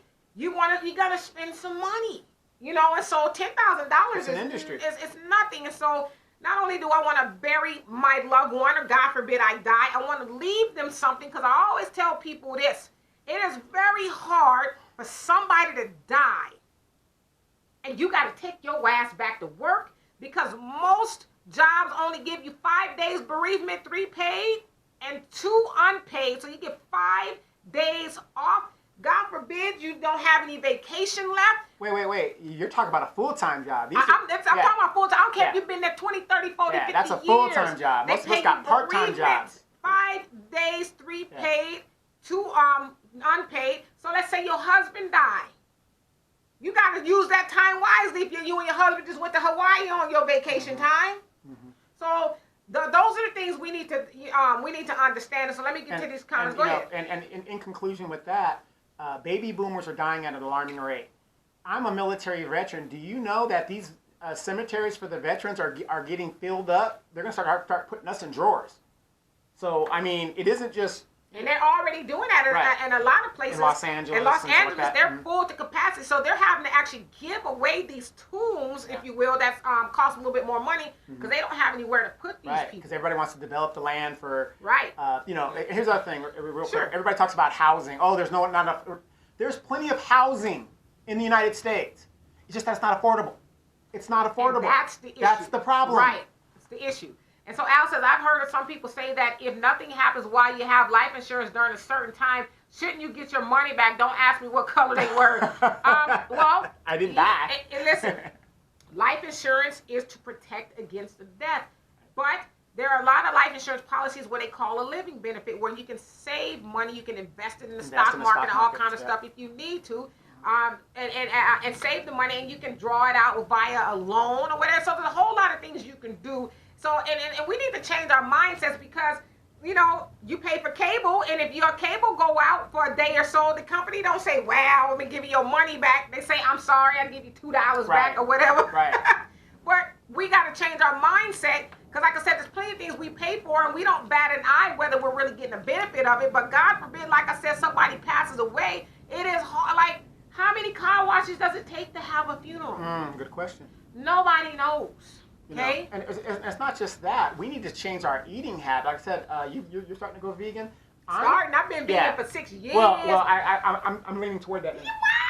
A little bit toward that. I mean, I'm gonna take my time, but you really don't take too long. Well, no, but I'm just saying, we really got to start. They say the black people, and because of our situation being at the bottom of the economic pole, we have the worst diets of anybody in this country. And speaking of which, you're going to be 50 next year. After that, statistically speaking, the morbidity table says that you only have, for a black man, 27.5 years left after that birthday. If that. If that. I'm just telling you, I'm not saying that's your case, but that's, Well, I'm hoping, having 25% of my grandfather's genes, I can live 96 years. He's still going strong. He's doing his And thing. Christopher says, let's see. Christopher says, I still have insurance for Wells Fargo. No, I didn't say you didn't. He said, but I live in Texas where land is cheap, and land helps build wealth. It can be used for collateral when looking for loans. So absolutely. So that's another thing where here in California. Okay, it's another thing where rich people build wealth is through real estate, owning real estate. Absolutely. So absolutely. And then Jonelle says, now that's pimping in regards to how they did us back in the day, and that was pure racism. We don't want these Negroes to get wealth. We want to get their money, but now we don't want to give them a chance to build wealth. Life insurance build wealth, and rich people know that storing money and saving money in a life insurance policy, tax-free in a lot of cases, is a way to build wealth. Look up the rules. The tax rule is 7702, and it'll tell you, why it's done that way. Right. And so Christopher, you also say, well, I read that one. Wait, did I read that? He says, well, I live in Texas where it's cheaper. California doesn't have much available land, and it is the most populous state. It's a money-making industry. there. Well, what it is California has a lot of land. Remember, we're number 3 in size of land, continental United States. The problem is the land. There's plenty of land out here. We're out here in the desert. There's land everywhere out here. You go by Barstow, plenty of land. Just that we have people that want to be in Los Angeles, Hollywood, San Diego, and we have a congestion of people in certain areas. Right. That's our biggest problem. Right. And it costs you $100,000 to live in a box. Arms and legs to live in a box. Yeah. And Al says, nice one, baby. Burial insurance, and people won't dig for the information. Did you see? No pun, right? I mean, but we won't. We just. It's almost like it was not almost, but it's like the white man told me. Well, I believe it. Right. Exactly. They're ISIS coded them. Yeah. Did you read the article on the? Let me show you how bad it is out there. And if white people are doing this, our wealth. We got 12 years, y'all. What they doing? 12 years. Did you hear? I put it up on my page about the lady who kept her husband in the freezer, and he had a what's that you do? A notary that said that his wife didn't kill him or nothing like that. But he kept the benefits to keep the benefits going, his Social Security benefits, so that she can survive. But she recently died, and they found her. Hey, the teamwork makes the dream work. I know we're laughing, but what does that tell you? Right. When 10 years he was in the freezer. It's an unfortunate state of affairs that they had to do that for whatever reason, but... No, but this is what I'm saying about our people. Right. If white people have to do that, who have all the benefits, what about us? Right. Yeah, we need to get it together. And these people were married. A lot of us aren't even getting married anymore. Well, at least they were on the same page. Right, right. So, we gotta... Right. And Al says, will y'all enlighten people on the cost when people decide to be cremated? Oh, man. Please hold people's feet to the fire. No pun intended. I mean, cremation, a lot of people times think, and I hear this too, in our community. They think it's cheap. It's not. Well, I'm going to have them cremated. The only thing is, because a lot of times you see these ads, $3.99. You can have them cremated. Yeah, that's probably putting them in the fire. Right. But you got to pay for the urn. You got to pay to move the body. Yeah, you got to pay for the administrative. It's just like the county permits. You're looking at about $5,000. When my aunt passed, she was cremated. And I don't know, I didn't ask anybody, but just being in the place, because I was there, in her last days and stuff, my cousins, good thing they had a policy, insurance policy, they had to have paid at least a little over $10,000. It adds up. A little over $10,000. But again, we just you got to store the body. But we just go what people tell us. And, a lot of people don't understand this. And you kind of alluded to this earlier about when people die and they can't get mom or dad out of the morgue, the city will have to cremate that body. And it was said, I think it was like in 2010, 2008 or something like that, Los Angeles County, oh gosh, I want to say they said like 30% of the bodies that were left there, they have to cremate because they could not, the loved ones could not come get them. Right. Contrary to popular belief, you can't back the family SUV up to the morgue and say, we'll take mom. Can't do that. Can't do it. You have to have a licensed mortuary come and do that. And the licensed mortuary ain't going to do what unless you do what. Right. And they ain't going to do nothing unless you pay them or they know you got a life insurance policy that's coming. And they say the average American in a time of emergency doesn't even have $400. Right. So how are you going to get a body out of Well, the they have it, but they don't have it like cash, right. Yeah, and they're not going to let you get the body out for $400. It's like... Yeah, you can't go in there and negotiate. And you only have so much time. And there's nothing more disrespectful, And I've been to a lot of funerals. A lot of our parents are passing on. The baby boomers are passing on. Our parents are baby boomers. There's nothing worse. When I go to these funerals and I see these kids, oh, my grandma, and they're just bawling their eyes out, right? And, because they were in the streets or they made mistakes. There's nothing, you see these kids do that. Well, if you loved your grandma so much, then why was she left in the morgue? And you know what I mean? It's just... That's another thing too. We got to figure out, and like you said, our parents are getting older. You got to figure out, and now it's actually too late because a lot of times insurance companies they will, but it'll be astronomical. So that's a conversation you need to have with them before they get to that point. Right. But you got to look out for your mom and your grandma because ultimately it's gonna pass on you. And so let's see. So if I get my mom here, look, she's gonna be great. My mom was balling now. Okay. But wait, real quick in the news. How many You're the one that always brings this up. The mass grave in Tulsa, Oklahoma. A lot of people didn't. Well, they found the mass grave because Black Wall Street, y'all. the numbers were skewed. Now, of course, white media said, "Oh, it wasn't that many people died." Just 7. Right, you know, 7 of them. right. But they said they believe they've found a mass grave that actually was created during Black Wall Street in Oklahoma, where white people went and destroyed the black people's community. So they found a mass grave, they believe, but that also will give credence to the number of a lot of people, a lot of survivors said no, it was more than that. Right. They're lying. The newspapers reported it was only a few people that died, but they actually said it was thousands, hundreds, into the thousands of people, I believe, actually lost their lives. And so now it just remains to be seen what's actually in that grave. But that goes to show you, how can we, or these white people here, talk about what Saddam Hussein is doing to his people, and these people are doing to these people, and Hitler and all this other stuff, and look what you're doing over here. Mass grave right here. And I guess some show called The Watchmen or something came out. A lot of people never even heard of Black Wall Street, right? Wow. And it said that was the first time that bombs were used on American citizens during Black Wall Street by the United States government. Okay, and so let's see, make sure I didn't miss any comments. And Charlie was happening. He says, eat by your blood type, and you can stop a genetic predisposition like childhood developing a particular disease based on a person's genetic makeup. I have heard of the whole eating by your blood type and things like that.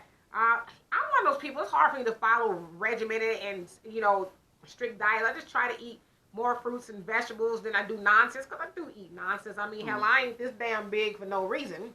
Genetics. But I just try to eat as healthy as possible. At least try to have some fruits and vegetables every day. I guess because you're a vegan, you're supposed to, right? And then Al says, the lady who kept her husband in her freezer, that's some cold shit, no fun. And you also say, Al, a friend of my family couldn't afford to earn when his daddy died, so the body was put in a sealed plastic bag. Golly. Damn. And they probably charged them for that bag, like $250. Right. This ain't no Ziploc. Right. This ain't no Ziploc bag either. It's an industrial string. Right. That's pretty jacked up. And Jonelle says, that's how in truth we are programmed to be educated. Tell me if you don't tell me, I won't know unless someone happens to speak on it. We live in a society where as a person can have a phone in their hand. Ain't that some mess? Can have a phone in their hand and will ask you to Google it for me. We don't do our own homework, and as in school, back in the day, we quick to look on someone else's paper and get the same thing. Research readers are leaders. Absolutely. Right. Yes. You can tell me anything and I believe it. That's like meme education now on social media. People just put up a meme, and to people who's got somewhat of an educated eye, like, nah, that's some bullshit. Yeah, right. But then you see everybody else reposted is like,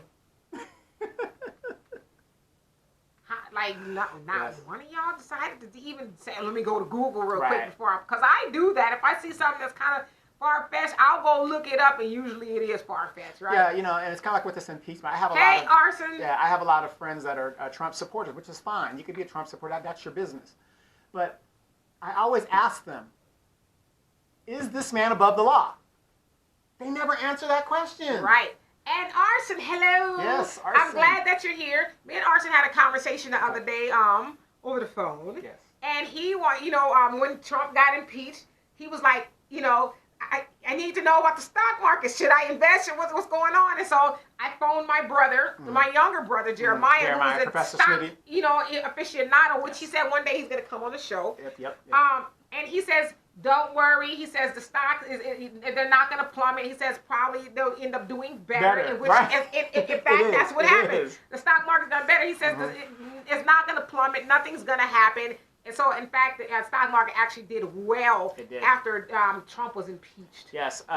Speaking of stocks real quick, if you guys are listening, Hexo, Hexo, that's a stock. It's a marijuana stock. Hey, we took a hit on that. Yeah, we did. But that's okay. it's for the long game. It's a long Right. game. I just happened to look. I'm like, yeah, but the Hexo stock, $3 a stock. I'm gonna go back in there. So jump on that. Yeah. Like I said, I'm aware that we took a hit on that. Yeah, I was like, ooh. But the more stock you have when everything is situated, the better you're gonna be. Right. Agreed. And Al says my stepdad was cremated. He was a terrible person with his black ashy ass. No fun. I can't stand you. Jonelle says like the bodies just disappeared. Clearly, if it was a nice, huge, thriving town and they went on a killing spree, of course, they would lie about the numbers. We truly need our. Oh yeah, exactly. I mean, it's like, okay, so you have all these black people because it was a black community. Say they're lying. There was way more people that are missing and dead. But yet the white newspaper come out and say, oh no, it was just a few people. Wasn't that bad. Right. I know if you come through here, you're gonna see people's houses where they used to be smoldering. But no, never mind that. It wasn't as bad as it looks. Yeah, the 3,000 people, they just moved. Right. We don't know where they went. They just left. And what these bastards, I said bastards because it makes me mad. What they did is they went in there and destroyed these people. Not even because you can rebuild Took their stuff. wealth, right. But they took their wealth, they took their livelihood, they took their peace of mind, they took everything from these people and then had the audacity to roll these people in a mass grave and cover them up. Yep. That's the caliber of evil we are speaking. You know, and think about this. I'm looking for Uncle Otis that I know was in Tulsa, Oklahoma, and nobody knows where he's at. Right. The Bermuda Triangle came and got him. I can't even know where and my God loved one forbid is. he's probably in the grave. Right. You know? And here's the sad part, everybody, seriously, about that incident. Now, you know, I see D like 2 in the morning, you know, on Facebook and posting stuff, whatever, and I do the same thing. Because I be reading if I can't I be sleep. reading, right. And I do the same thing. The sad thing is, I'll post stuff like that, and you know how many people... Now, this affects our community. Right. Something that we should know about. A lot of people in our community aren't even aware. And you know... They've heard about Black Wall Street, but they didn't hear about a recent news item. But you know where they learned from Black Wall Street about recently? From the white media. Yeah. And it was just a snippet. Right, and how many black people have been talking about it? Right. You know, a lot. But now that the white media told you about Black Wall Street, it's like, ooh, let me see what's going on here. I think I saw it. I think I saw it on NBC. Tulsa, Oklahoma, they found a mass grave. Now moving on. Right. Right. Ain't gonna give you no. No detail. And Gail King was the one that reported on it. She said she heard about Black Wall Street 10 years ago. I'm like, you old as a motherfucker, and you just not hearing about Black Wall Street. She's married to a white man, correct? Is she? I don't know. Yeah, I think she is. So there you go. Very generous. And Tay says the Watchmen episodes was painful to watch. I cried and kept pausing the Black Wall Street episode. It was powerful. Yeah. I don't have TV or cable, but I want to watch it to see what's going on with that. Because I do know quite a bit about Black Wall Street. And my older brother, who I give a lot of credit to because my brother, unapologetic. Well, I don't want to be, disrespectful to him, but my brother has been in circles to where he's been under the illusion of inclusion, if you will. Brother's very smart, very woke. I'm talking about my older one, but, he's now learning a lot of the stuff that had happened to us. And the Black Wall Street thing is one of them. And he hit me up one day. He said, did you know about this? I said, yes. But, from that point, he's just been digging and reading and researching. And he was a staunch Republican. Not that there's anything wrong with being a Republican, but he was a Republican under the ideology that black people need to pull themselves up by the bootstraps. But when he did a lot of research, my brother's one of those people, once he gets information, he will dig until he can't find any more. And he really, he admitted that he had to stop saying that we as black people need to pull ourselves up by the bootstraps because it was rigged. Yeah, it was rigged. It's like, oh, my grandma, and they're just bawling their eyes out, right? And because they were in the streets or they made mistakes. There's nothing, you see these kids do that. Well, if you loved your grandma so much, then why was she left in the morgue? And you know what I mean? It's just... That's another thing too. We got to figure out, like you said, our parents are getting older. You got to figure out, and now it's actually too late because a lot of times insurance companies they will, but it'll be astronomical. So that's a conversation you need to have with them before they get to that point. But you got to look out for your mom, your grandma, because ultimately it's gonna pass on you. And so let's see. So if I get my mom here, look, she's gonna be ready. My mom was balling now. Okay. But wait, real quick Go in the ahead. news. How many, D, you're the one that always brings this up. The mass grave in Tulsa, Oklahoma. A lot of people didn't. Well, they found the mass grave because Black Wall Street, y'all. the numbers were skewed. Now, of course, white media said, "Oh, it wasn't that many people just, died." just 7. Right, you know. 7 of them. Right, but they said they believe they've found a mass grave that actually was created during Black Wall Street in Oklahoma, where white people went and destroyed the black people's community. So they found a mass grave, they believe, but that also will give credence to the number of a lot of people, a lot of survivors said no, it was more than that. Right. They're lying. The newspapers reported it was only a few people that died, but they actually said it was thousands, hundreds, into the thousands of people, I believe, actually lost their lives. And so now it just remains to be seen what's actually in that grave. But that goes to show you, how can we, or these white people here, talk about what Saddam Hussein is doing to his people, and these people are doing to these people, and Hitler and all this other stuff, and look what you're doing over here. Mass grave right here. And I guess some show called The Watchmen or something came out. A lot of people never even heard of Black Wall Street, right? Wow. And it said that was the first time that bombs were used on American citizens during Black Wall Street by the United States government.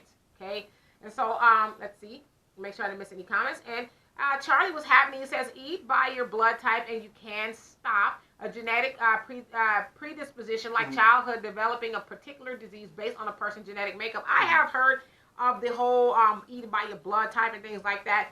I'm one of those people. It's hard for me to follow regimented and strict diets. I just try to eat more fruits and vegetables than I do nonsense, because I do eat nonsense. I mean, hell, I ain't this damn big for no reason. Genetics. But I just try to eat as healthy as possible. At least try to have some fruits and vegetables every day. I guess because you're a vegan, you're supposed to, right? And then Al says, the lady who kept her husband in her freezer, that's some cold shit, no fun. And you also say, Al, a friend of my family couldn't afford the urn when his daddy died, so the body was put in a sealed plastic bag. Golly. Damn. And they probably charged them for that bag, got $250. Right. This ain't no Ziploc. Right. This ain't no Ziploc bag either. It's an industrial string. Right, that's pretty jacked up. And Jonelle says, that's how in truth we are programmed to be educated. Tell me if you don't tell me, I won't know unless someone happens to speak on it. We live in a society where as a person can have a phone in their hand. Ain't that some mess? Can have a phone in their hand and will ask you to Google it for me. We don't do our own homework, and as in school, back in the day, we quick to look on someone else's paper and get the same failure. Research readers are leaders. Absolutely. Right. Yes. You can tell me anything and I believe it. That's like meme education now on social media. People just put up a meme, and to people who's got somewhat of an educated eye, like, nah, that's some bullshit. Yeah, right. But then you see everybody else reposted is like, like, not one of y'all decided to even say, let me go to Google real quick before because I do that. If I see something that's kind of far-fetched, I'll go look it up, and usually it is far-fetched, right? Yeah, and it's kind of like with this impeachment. I have Arson. Yeah, I have a lot of friends that are Trump supporters, which is fine. You could be a Trump supporter. That's your business. But I always ask them, is this man above the law? They never answer that question. Right.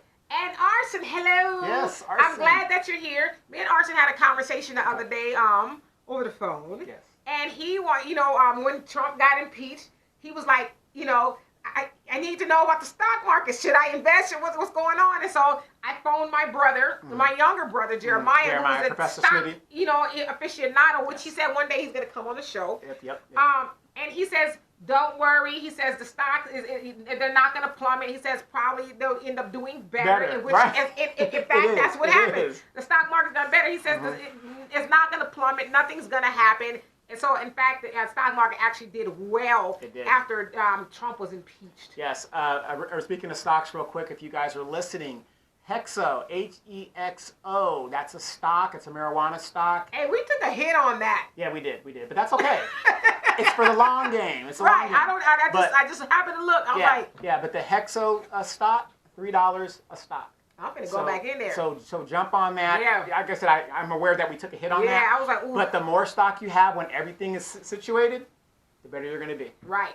Agreed. And Al says, my stepdad was cremated. He was a terrible person with his black ashy ass. No fun. I can't stand you. Jonelle says, like the bodies just disappeared. Clearly, if it was a nice, huge, thriving town and they went on a killing spree, of course, they would lie about the numbers. We truly need our. Oh yeah, exactly. I mean, it's like, okay, so you have all these black people because it was a black community. Say they're lying. There was way more people that are missing and dead. But yet the white newspaper come out and say, oh no, it was just a few people. Wasn't that bad? Right. I know if you come through here, you're gonna see people's houses where they used to be smoldering. But no, never mind that. It wasn't as bad as it looks. Yeah, the 3,000 people, they just moved.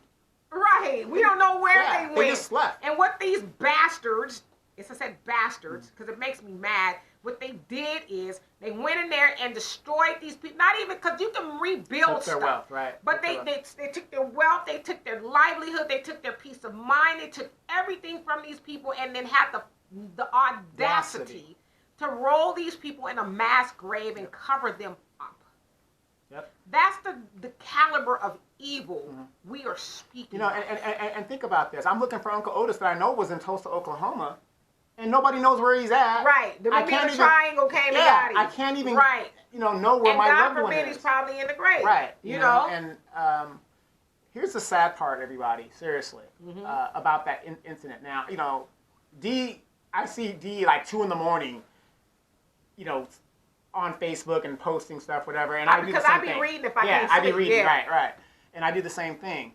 The sad thing is, I'll post stuff like that, and you know how many people... Now, this affects our community. Right. Something that we should know about. A lot of people in our community aren't even aware. They've heard about Black Wall Street, but they didn't hear about a recent news item. But you know where they learned from Black Wall Street about recently? From the white media. Yeah. And it was just a snippet. Right, and how many black people have been talking about it? Right. A lot. But now that the white media told you about Black Wall Street, it's like, ooh, let me see what's going on here. I think I saw it. I think I saw it on NBC. Tulsa, Oklahoma, they found a mass grave. Now moving on. Right. Right. Ain't gonna give you no. No detail.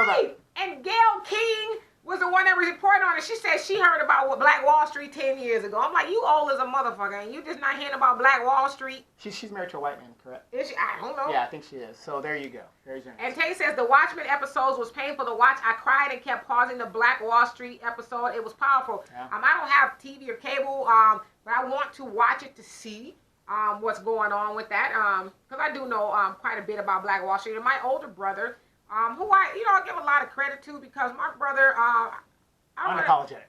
Well, I don't want to be, disrespectful to him, but my brother has been in circles to where he's been under the illusion of inclusion, if you will.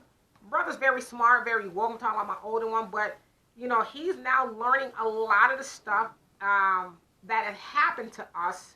And the Black Wall Street thing is one of them. And he hit me up one day. He said, did you know about this? I said, yes. But, from that point, he's just been digging and reading and researching. And he was a staunch Republican. Not that there's anything wrong with being a Republican, but he was a Republican under the ideology that black people need to pull themselves up by the bootstraps.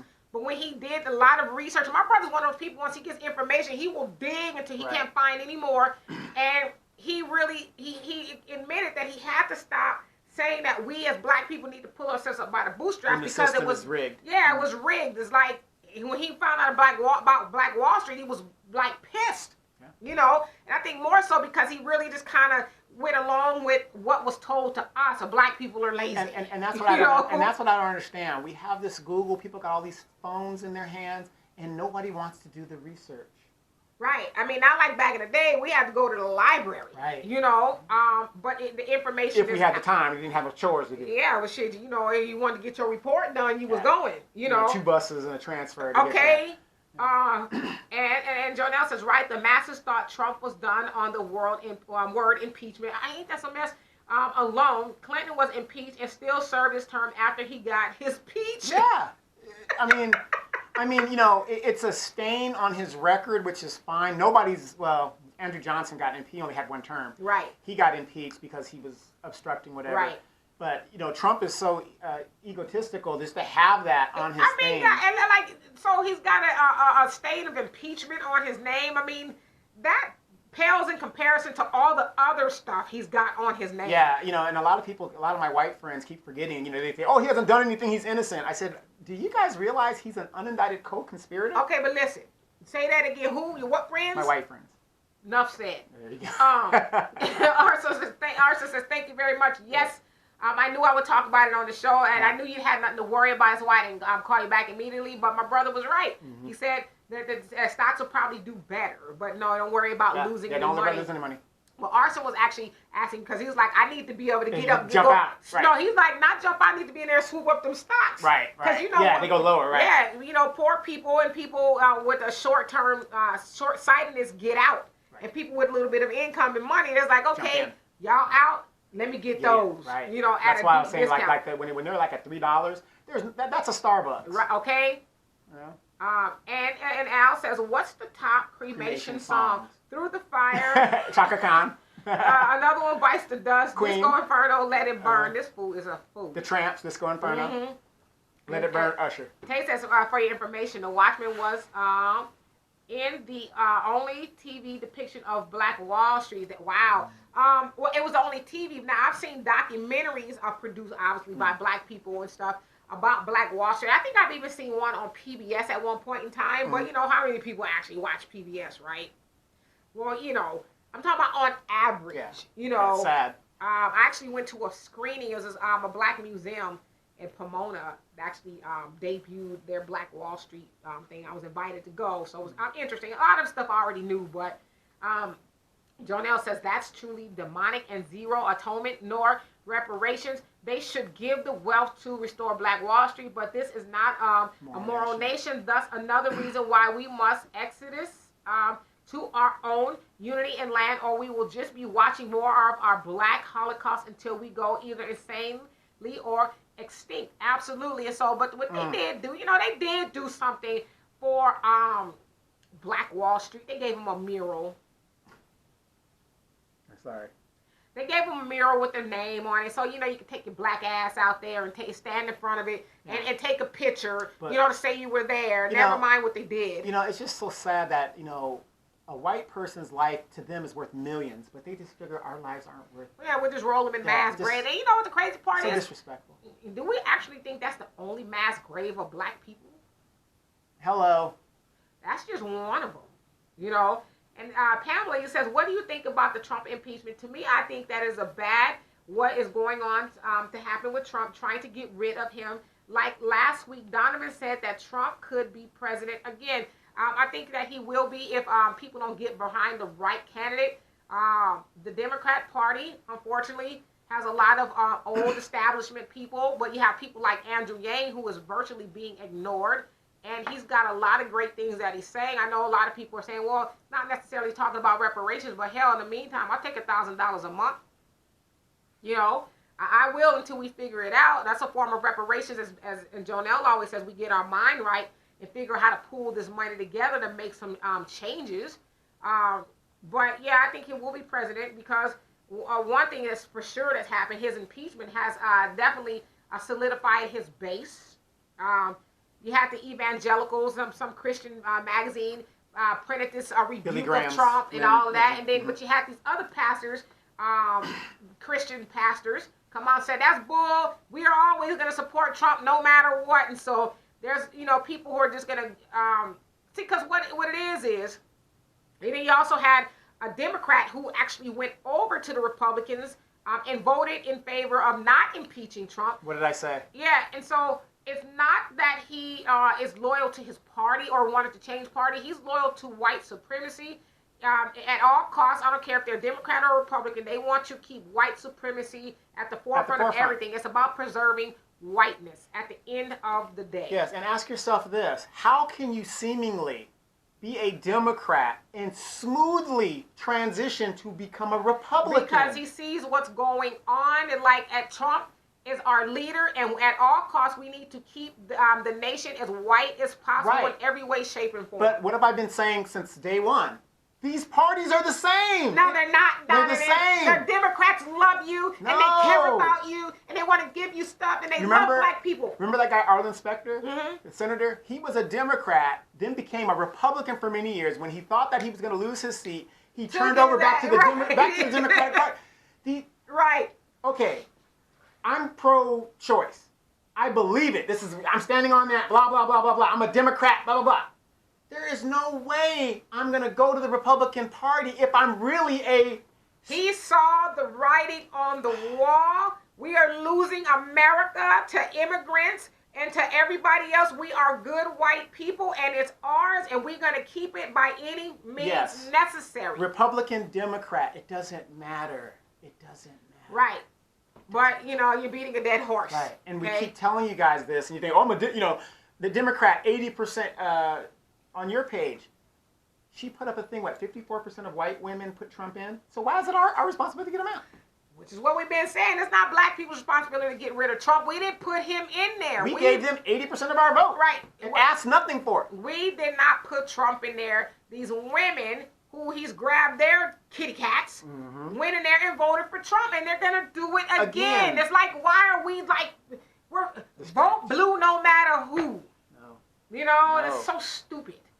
And Christopher says, if our people hear the positive, it could lead to the positive. We need to hear our come-up stories. Absolutely. And we have a lot of them, but this is the thing, though. We do need to hear come-up stories, but we also need to hear the truth. And the fact of the matter is, there's a lot of us, by podcasts, there's a lot of us who are doing well individually. But as a collective whole, we are not doing well. We are not. I had a conversation with I call him a wannabe racist Hispanic dude who basically said that predominantly black women are the ones that get their nails done and run out of the nail shops and don't pay. I call him a wannabe racist because he wants to be like white supremacists in that they want to shit on black people, right? Everybody does. He said, well, we aren't worried about black people because you guys don't affect us. And as mad as it made me, he was telling the truth. They know that. They know that, and they know, not individually, but collectively, we aren't making an impact or hurting anybody because we're so skewed in everything that we do. We have this big schism. Exactly. We have this giant schism in everything we do. We argue about everything. Yes, and the system is made to put the black woman against the black man. And vice versa. Yeah, vice versa. I mean, they you too dark, you too light. They do all these things to keep us distracted and fighting each other. I don't need no man. Oh, I'm going to go get me a white girl because the black women are too hard to deal with. And all these things that do not matter when it's about survival. Right. And Jonelle says, on a drip. And guess who's out of jail? Guess who's out of jail? He said he promised to behave. That's love. Out of jail. Right. What's happening, Donald? We missed you. Yeah, did they treat you okay in there? Are you okay? They didn't hurt you, did they? Did you put money on this book? Definitely put money on my brother's books. Okay. He's that brother. Phone check, nigga. Phone check.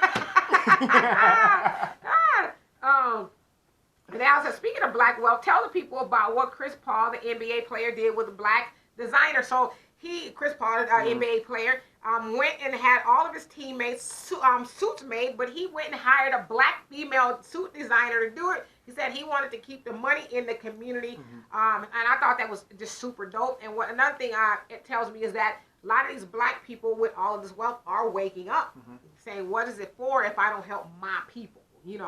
I can go give it to Gucci or anybody else, but I'm going to give it to this black woman who, probably makes even more fabulous suits. Right. So, awesome. What an awesome thing that he did. And Kay says, yeah, right. You ain't going to act right. And Bernita says, let's talk the graves under Wall Street. Yeah, I mean, I guess they're still trying to figure out what's going on with it, but it said they believe, which, like, what else would it be, right? That it's a mass grave of people who were murdered. But you know what? During Black Wall yeah, Street. but I honestly think so. They're going to use the excuse of, oh, it was during the Civil War. This is a Civil War grave, and it's probably not. Like I said, I don't believe anything that these people have to say because, no, people are missing there.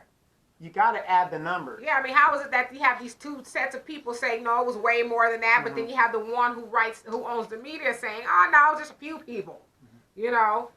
So, yeah, I guess it's still, you know, to be determined exactly what it is. Hopefully the people who will discover it will tell the whole story. And isn't it odd, though? Like, is this a coincidence that this Watchmen series talked about Black Wall Street? You're like, ooh, we found the grave. I mean, is this a coincidence? It could be. I don't know. But it's just kind of odd, right? And Arson says, sounds like your brother finally had an epiphany. And about all the access to the information, as Donovan mentioned, it's true. But hard when today there's so much misinformation to screen out. But yes, that's what God has given us a brain for. My dad always talks about we use really 4% of our brains. We only use about 4%, give or take. Donovan, you know, 2.5.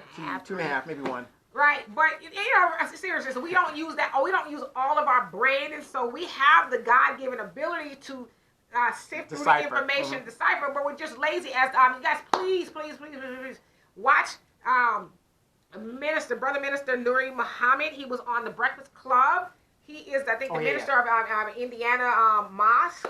And he dropped a lot of knowledge. And he said that we are lazy learners. Lazy learners, and that we won't go dig and get the right information. Somebody tells us something, we just take it at face value. We might do a little research, but we don't really go in and see all there is to see. And so we need to not be lazy learners. I gotta get my cat famous. Right. Tay says, I still don't understand how Trump is a man of God. He is, but which God? Which God is he? Is he a man of, you know? Some people say the devil is God. Exactly. I'm just, you know, just doing some critical thinking here. And Pam says, thank you so much for your explanation. It's my pleasure. And Jonelle says, their objective is a civil war. All parties is paid by the Zionist bankers. So what are they truly disputing? It's a wag the dog and great show, The Presidential Apprentice. This show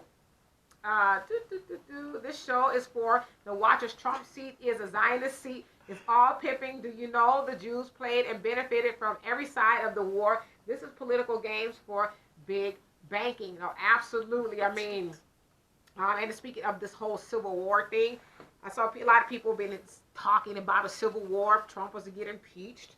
Well, he got impeached. Right. White supremacy. We're supposed to wild out, if you will. And so I believe it. They've already been wilding out, but, you know, let's say the Civil War happened tomorrow. Where are black people going to stand? Are we ready to fight a Civil War? Hell, we going to be in the mall Christmas shopping. You know, we all going to be caught with our pants down. Like, individually, let's speak individually when we're talking about a Civil War. Donovan going to be all right for a minute till they overtake him. Right? Individually, he going to be all right. But collectively, we're going to be destroyed. We don't have no guns. You know, we have no sense of where we are in the, not even just the United States, but in the world. We have no sense of where we are. And so you see a lot of people talking tall and walking tough. Oh, you know, I wish somebody would. You know, they come to my house, I'm going to do this, I'm going to do that. And, you know, right. But if you see a team of a white militia walking down your street, you're going to shit on yourself. And a white militia walk right through the black neighborhood, we won't do a damn thing. Right. We're going to be like, what they doing? Baby, is the door locked? I mean, like, really, what are we going to do? You know? And Berdini says, and the Republicans are keeping the federal courts the way they want to ensure the rule the next 30, 40 years. Radical Republicans were confirmed last week. Right. And he said Moscow Mitch bragging about how he stopped the Obama nomination 2 years, right? Yeah. And the Democrats let him. Right. And this is the thing too, like RBG, if you will, Mm-hmm. Ruth, Supreme Court Justice Ruth Ginsburg. Mm-hmm. She's in and out of the hospital every other week, it seems like, and so it's It like, don't matter. It won't matter. but God forbid she does die. Yeah, it won't matter. It won't matter. I mean, okay, put it like this. And I always tell people that. For black people, what's going to change for us? Nothing. Nothing. Not Nothing's a gonna damn change. thing. Nothing's going to change. Right. And Jonelle says Trump got 2020 on lock. Who put a no experienced politician in the seat of the president? Those who print the revenue, money, and talking, but the masses don't want to hear nor face reality. So the masses is literally play every which way but loose. Left turn Clyde. Yes. Absolutely. Any which way but loose, yep. You guys think about this. Seriously, think about it. They don't ever have time to address healthcare, gun issues, things that affect the average American. But they have time for tax cuts, the defense bill. For who, though? Is it the benefit of who? That's what I'm saying. Right. Exactly. So, no, I absolutely agree. You also say Bill Cosby in jail because of past history, yet whites seem to escape rape and murder of a black nation. So majority think, but universal laws are in effect. In full application, consider time 13. So absolutely, I mean, again, these laws were not made for us. Exactly. I'm not saying we can't participate, but They were never written to benefit and us. you're not going to change them on the outside looking in. You got a black caucus that is there, and they're caping for other people, but the people they're supposed to represent. They big up the talking points of white supremacy, and they get a biscuit to do it. You know, they get something. Of But course they do. They sell your black ass out for a Of biscuit. course they do. Right.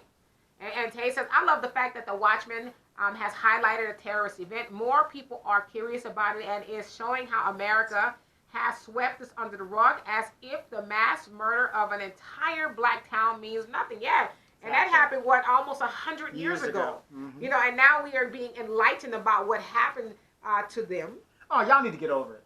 Yeah, you know, Just get over we it. gave you a mirror. Yeah, no, we gave you a black president. Right, you know. And matter of fact, never mind, we took your town. Right, destroyed it. And now we own it, Mhm. you know, which was the end game in the first place, Right. is to take it over and Right. get it back, you know, destroy the livelihoods and the whole, not just a generation, but generations of black people. Right? Exactly. And you also say, for your information, Regina King inspired this show. I love Regina King. Yes, didn't we go see Regina We King? did go see Regina We King. gave her some advice. Yes. We said, hey, there's a show coming up to do the Watchmen. Didn't we say that? Did you tell her? I think I went to the bar on that Oh, point. okay. Yeah, I might have missed when he was giving her advice. Yes. And he also say, that is the newest cat. He's a cutie. Yeah, this is T'Challa, I can't remember who made the it. Pharaoh. Shoot him up, shoot him He's up. very friendly. Yeah, watch him. Jump out.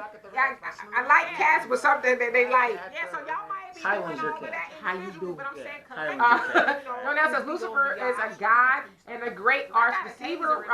Really, Satan's weapon is deception, and the man of sin is being revealed. The son of perdition ruin. But I guarantee Not you, ghosts, but if ill-minded the gun people issue lying would be and being addressed, wicked. if there's a mass number That's of black what people who can devil, legally go get aka guns, that would go devil, get them. devile, They would means, address the gun low, issue. low, aka devil. That's why I say, Yes. the devil is considered a god too. So which Jonelle god says, are like a black really carcass worshiping, right? And Tay says The black caucus, shit black me. caucus. I have guns Until in then, my guns in my home. My sons and I will black protect it by me. Any means not held to. Stay with me if you account want to, there. but I'm not Ain't the risking one. to play. Exactly. Absolutely. But that's what I'm saying. If I Tay. was a biscuit my ass, I'm not You know, gonna people are gonna be be fine. fine, but eventually. You keep voting And him in. Al know, says like, during the NFL you should not game, only should you have an Tom arsenal, Brady or Donovan should have an arsenal. We should have like this cook collective. himself out Like, because okay, you know, when it go down, this is Many what we of them. gonna do. Even, You know, we gonna Corinne go Stephens underground, will and then have we gonna run through each other's houses, and we gonna have this play, and we gonna be. For those that don't know who Corinne Stephens is, You that know is what I super. mean? Yeah. See, but the sad thing is, Al says, please the don't, Donovan, rush don't of the kiss drugs that are so the kitty. prevalent and it's so And the acceptable in kitty our cat. community,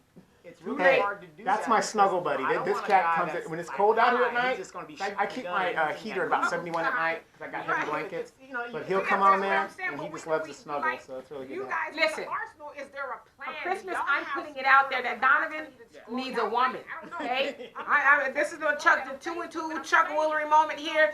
Donovan needs a woman about. Or is this like, okay, I'm gonna shoot him up cowboy? She needs to look like that, like You got to have shape. Like She that. Thick. she, Like 'em thick. Yeah, she gotta have some cushion and all of that. She gotta be intelligent. She needs to have her own hair, no eyelashes, and no wrapped her nails, as Donovan would Wrap her say. nails, none of that. But if she wants that, that's fine. You know. I got this. Okay. She needs to be an all-natural woman. She needs to have little LBs on her, but he don't want her fat. He want her to be cushioned and all that other stuff. He's also saying that she doesn't need to come in here and pay nothing. Okay? Right. He said, I'm a man. I'm paying this rent, mortgage. Now, he ain't even doing that because the house is paid off. Mm-hmm. You know, I got all you need, baby. Just bring you. That's it. But he said, leave off the nonsense. So if y'all know somebody out there like that, the phone number is 976.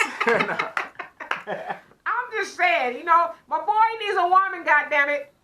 And it isn't that I can't get one. He's very selective. I'm very selective. Like I said, I'd rather just... He's like, because any woman can come down here and tear down here everything you built. D is a witness. I had a woman that was beautiful, built. This woman had Donovan like, yeah, it wasn't worth... True story. It wasn't worth... I mean, the woman was fine. Every time I would see Donovan, he's like, I just couldn't deal with it. I'd kill her. You know, she was older than me. Now, I'm going to be 50 next year. She was older than me. She didn't have her shit together. She was beautiful. Beautiful. I was like, this might be the one. And it was. Like, sexually, it was great. I said, Donovan, it might be time to cut her loose. Yeah. Every time I would see him, it was like... I was just... He was. How much coffee did you drink today? I'm looking. The woman's just...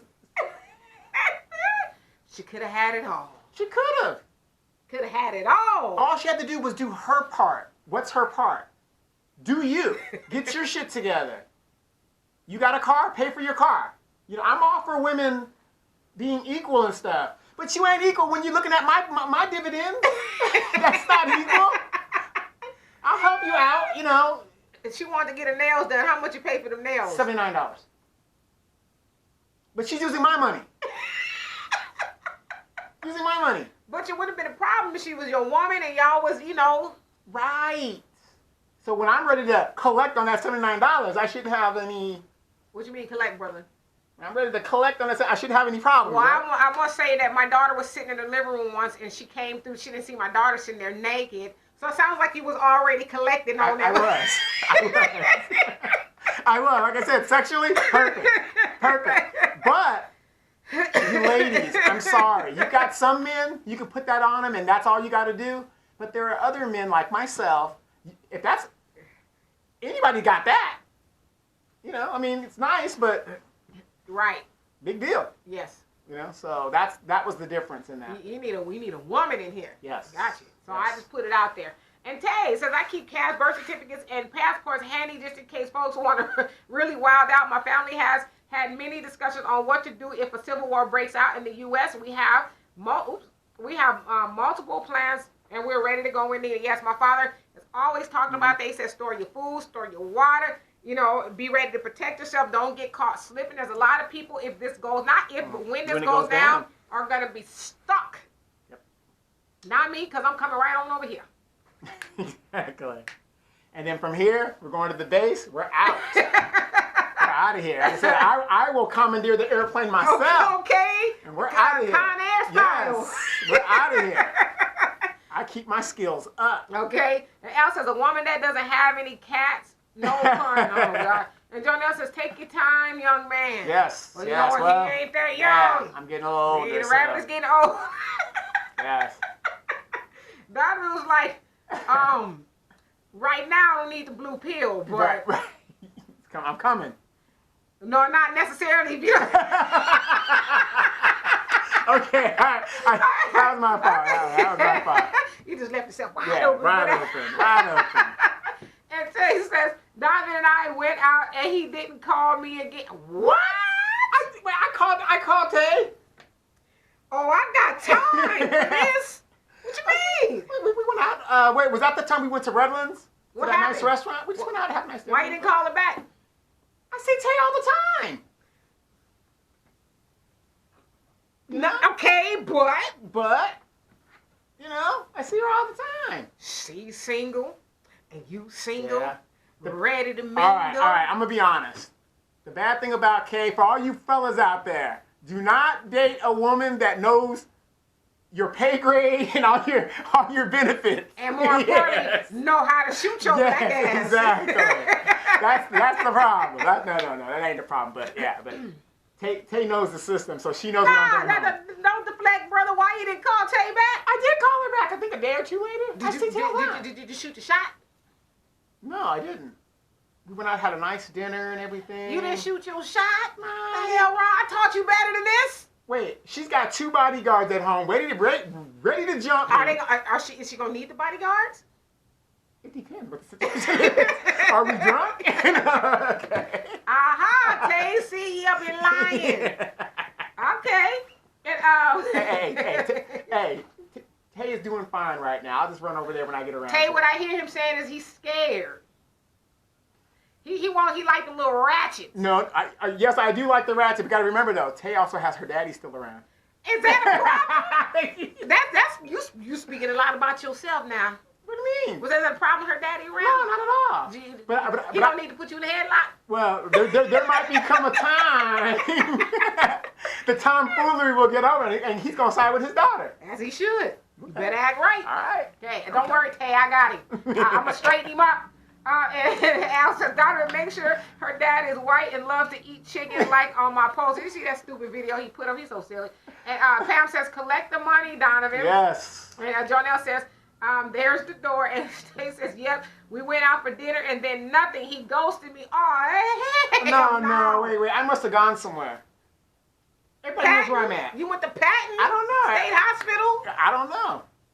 Tay knows where I live. Matter of fact, Tay lives not even 5 minutes away from me. I'm glad I'm just not finding this out, Tay, because you know what? I've been thinking that, like Donovan's sitting around here and all these. She always telling me, what's up with you and Tay? What's up with you and Tay? Now I got some new information. And then Tay got green eyes. Stay away from the girl with green eyes and big booties. I think he's scared, Tay. Gotta stay away from them girls. She's gonna hypnotize me. That's what you want. That's what you want. No. Yes. I need to be in my faculty. She might make me do stuff that I don't want to do. You need to be loopy. You just need to say, yes, dear. Don't worry, I got it. And then, I think he was nervous. Because you couldn't even come. You couldn't even tell why you didn't call her. It was so long ago. It ain't like we went out 2 or 3 weeks ago. Okay, listen, the new year, we need to put this foolishness behind, okay? All right. Wait. Dominic is, 10th grade? I think he's about 10th grade now, so, yeah. What that got to do with you? Because, man, I said, hey, brother, you got your girlfriend? I'm going to tell Deanna on you. Yeah. When we get back, I'm going to tell my daughter. Tay says, I got money, I don't need yours. Al says, if a woman I need Tay more than she needs me. Al says, if a woman has a bad cat, no pun, it wouldn't make a good pet. You know what? And Tay says, there's no excuse. He knows where I live and I work from home. Yes, she does. Ooh. You know what it is, Tay? You know what it is? It's Fat Boy. Misty and my cat and your cats, they won't get along. Bullshit. Wait, how many times have I asked Tay, summertime, I wanted to go to the family compound. She hasn't taken me yet. He's scared. And I was going to be in my European Speedos. Donovan. Yeah, speaking of your European Speedos, you got the nerve. I was going to say the balls, but that would be something. You got the nerve to go on the beach with Speedos, but you can't call my girl back? What do you mean? I want to go to the pool at the family compound. I'll never get invited. You can't wear them Speedos to the family compound. I gotta wear the Speedos. Shut up, D. Al says, take a note from Donovan. Ladies, you must have some good cats. No, but shut up, Al. And Tay says, Fat Boy gets along with everyone. Well, I got some selfish cats, so I'm gonna have to just do that. I gotta put something else on my agenda to work. Yes, put that on the agenda. Matter of fact, Tay, my mom is doing the gumbo. Make sure you stop by. Come get some gumbo. So anyway, y'all. So you can meet your future mother-in-law. Yeah, yes. If you can pass that test, you win. Anyway, y'all, we've gone over our time, but it's all good. We've been missing the action, so we'll be back here Friday. Friday, yes. My mom wants to be on the show. Oh, right here. Right here. How about I put your mom and my dad on the show?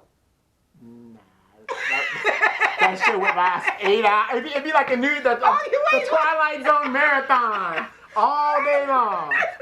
I'm telling you.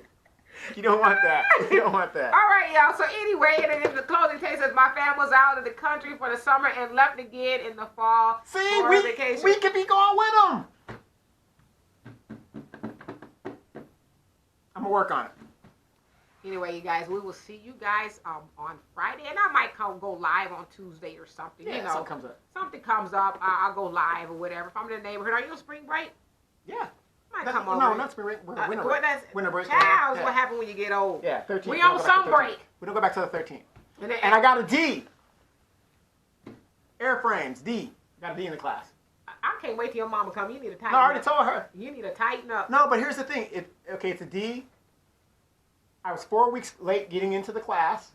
I never really studied. This is airframes for your A&P and whatever. So a lot of it came off my memory. So after 25 years. How the hell you supposed to be coming in the plane if you getting a D in the class? No. This is for maintenance. Oh. I hadn't done maintenance in 25 years, so I really did good. So I did pass the class. Okay. With no materials. D's get degrees? Yeah. Okay. Yeah. All right. So Al says, will y'all please sing and do the Roy Orbison Pretty Woman Cat growl? Pretty woman. Yes, you also have a Merry Christmas, Pam. Yes, everybody, nice please have a Merry Christmas. So anyway, we are out of here. We will see you guys throughout the week. If you have any questions, comments, or concerns, please hit us up. Check out us on YouTube. Dimitri K. YouTube. And to you guys on YouTube, if you stayed this whole time, which would be surprising if you did, please subscribe if you haven't already. Hit that like button. We will talk to you guys in a couple of days. Peace. Star Wars sucks. Peace.